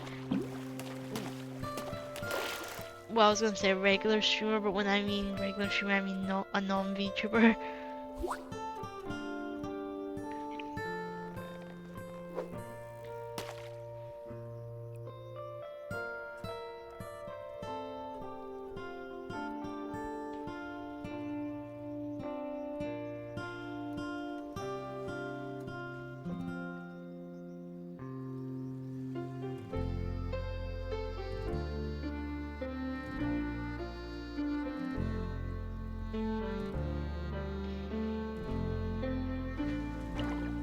Oh shoot. He's camera, as in like that's what he does, or that's his name?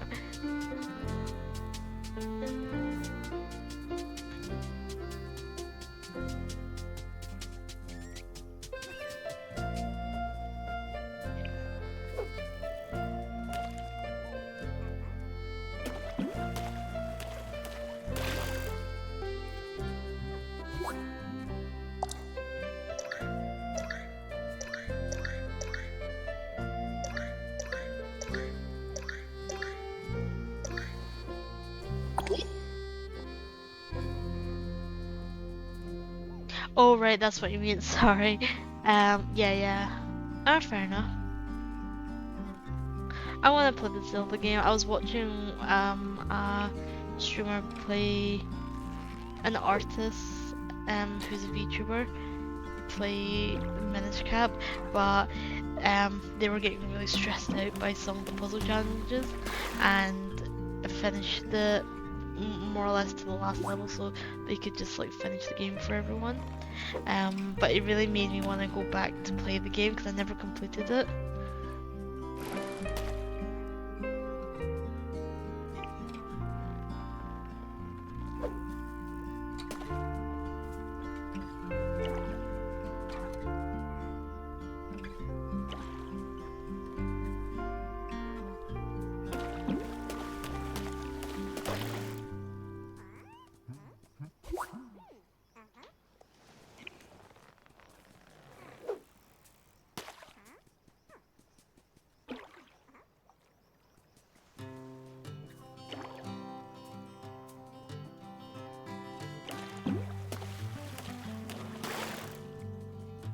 I mean, have you ever done any collabs with anyone so far? Or have you just been doing like your own kind of solo stuff?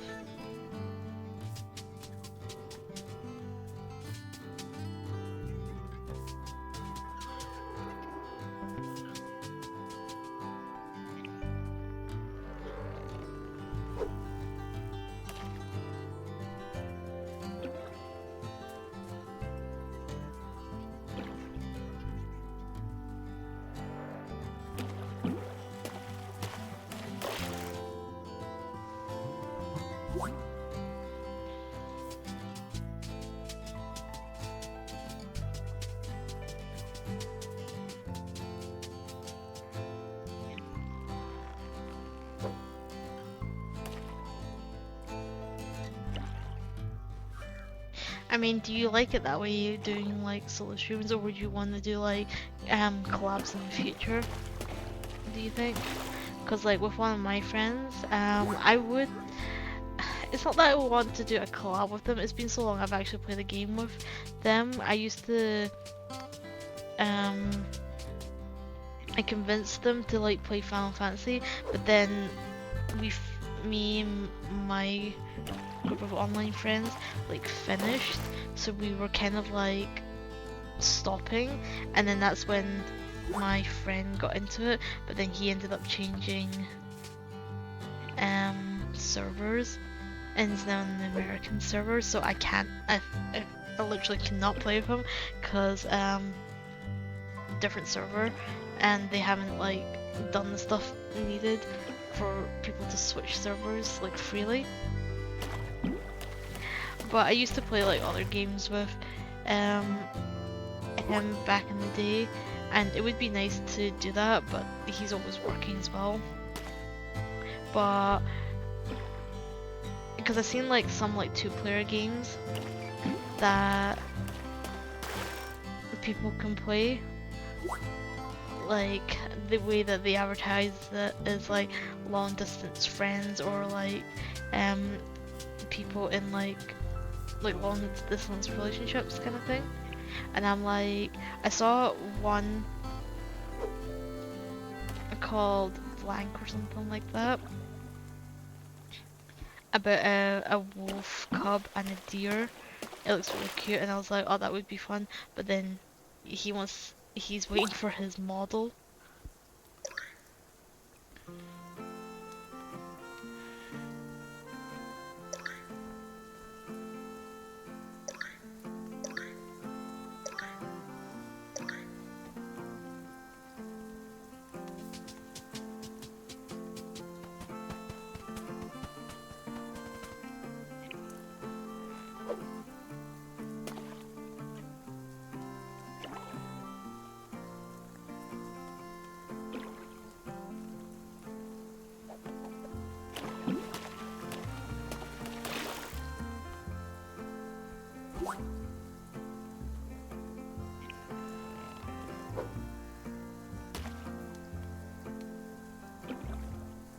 I know I think one of the big ones that a lot of people collab on is like Minecraft.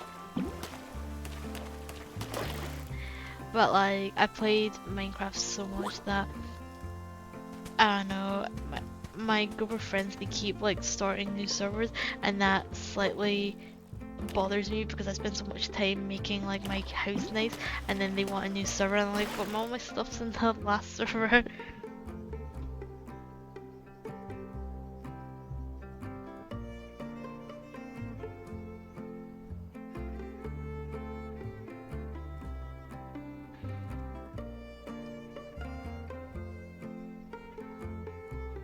I've seen those before, where you just have the tiny like PNG on the side there.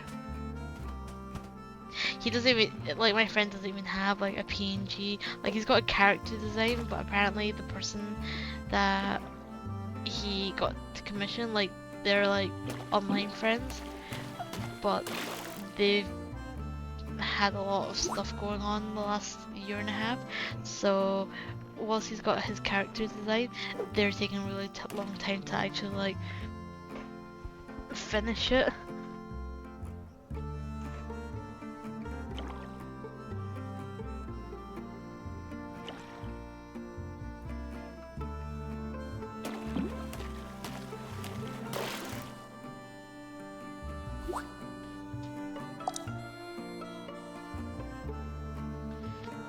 Okay, time to burn all this.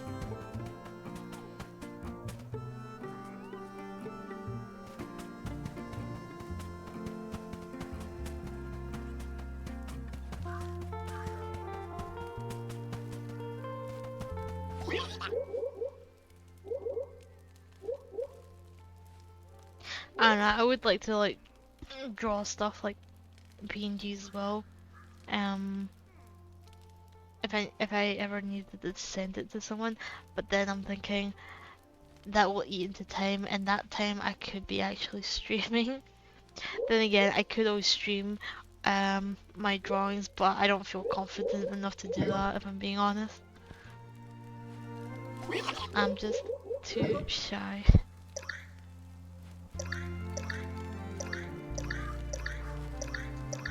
There is one thing I kind of want to stream, but it would be in-person streaming instead of like a VTube model, and that is like I have like lots of minis, like D&D minis that I want to paint, and I was thinking I kind of want to like paint them on stream, but I don't know if people would watch that. Like I enjoy watching like Instagram reels and that where people are like painting and all this detail they get into. I find it really interesting because I'm just like I want to do that, but I don't know if I can because I've not practiced enough. I've painted minis before, just you know, not that much. The thing is, I've got like this huge green dragon. Wait, is it green dragon? Yes, I've got an adult green dragon that someone got me for my birthday that I need to paint, but I don't know if I could do it. I definitely can't do it in one sitting because it's huge. Like it still takes me like what, 3 to 4 hours to paint like a small mini, like a character mini.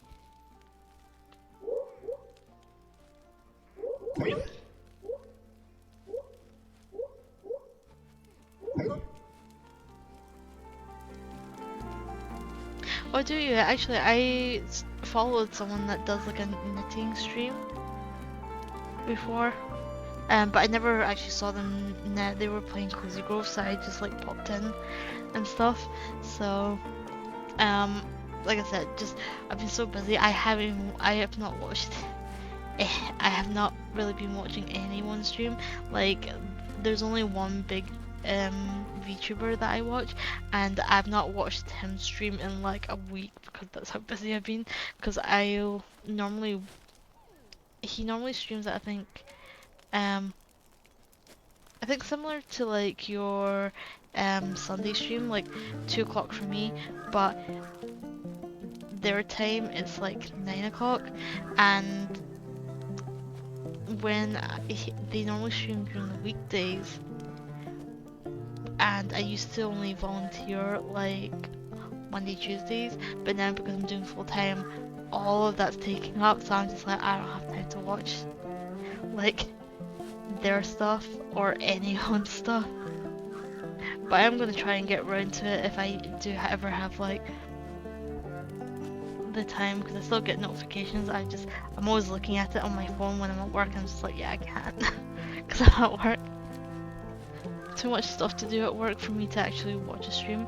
Like if it wasn't too busy, I could like put the stream on and watch it whilst doing work, because I'm mostly like sorting through stuff and I can have it on in the background. But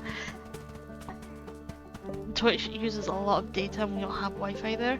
I almost went through my data plan in the first week of it because I was trying to watch Twitch at work one time.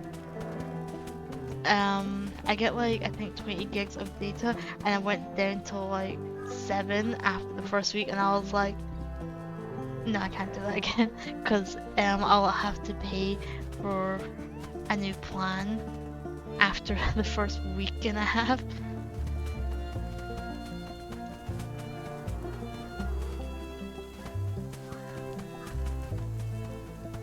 Also because of like the kind of job I'll be doing soon, I need to. I won't have time because they do have like a PC there that I could use whilst I'm doing stuff, but because I'm doing full time now, I'm gonna have like so much extra work to do because I'll be like managing people and that, so I need to like do schedules, I need to like and like plan out what people need to do and stuff, that I'm just gonna be like, it's going to be so much work. Anyway, I'm gonna call it a night for now because like it's coming up to 11 and I need to go to bed soon. But thanks for hanging out with me today. It's always good to have someone to chat to on stream. Let's see. That one. I'm trying to think. Tomorrow's Friday. I am going in. I kind of want to stream, but I think actually tomorrow my friends want to do Final Fantasy because one of our friends needs to be caught up on. However, one of them can't make it. But even if that person can't make it, we can still go ahead without them to help our friend catch up. So I don't know. I might stream tomorrow, but if everyone wants to wait, I will end up. If everyone wants to wait, then I can stream. If not, I'll have to go ahead with it, and then that's my evening, kind of like all done. It feels better now, but it's still like when I like move it, it still hurts. It's definitely not as painful as what it was before, but still not great. Thanks for asking. I do hope it's better because if it's painful tomorrow when I'm at work, it's not going to get any better because I need to lift things and like move stuff around. I need use of my wrist. Also, it kind of sucks because I'm literally just starting a new job and I don't want to just be like, yeah, thanks for hiring me. By the way, I need like sick days because my wrist is really painful. I don't want to have to do that because I would feel bad and I would, just one of those things.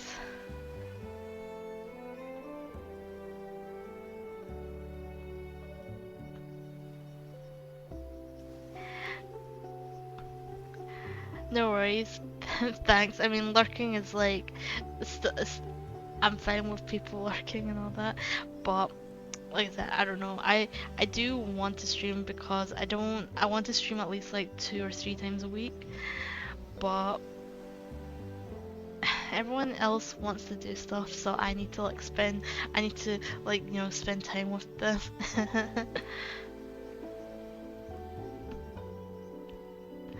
And just turn the sound off of that. Oops. There we go. Yeah, I do want to help this person get past their bit, and they actually want to do more Final Fantasy stuff, and one of our friends is like, no, they want a life again, and this is my friend who's obsessed with the game, not me saying it. But yeah,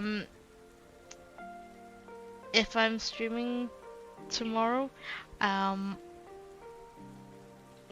if you say hi, I'll say hi back. All the usual stuff, But I've got a feeling I'm probably not gonna stream, if I'm being honest. And then I forgot, on Saturday, I'm going over to a friend's to watch a show because some of us haven't watched it, and we're being forced to. So that's gonna be fun. And then D&D on Sunday. I'll see if I can try and find time, but if not, if you're streaming, I'll try and pop on and say hi. But that also depends on what time, because I think I'm gonna go to bed very soon. But same with the other days. If you're on, I'll try and come on and say hi at least. Anyway, thanks for joining, and I'll see you and anyone else that's been lurking later. Bye guys.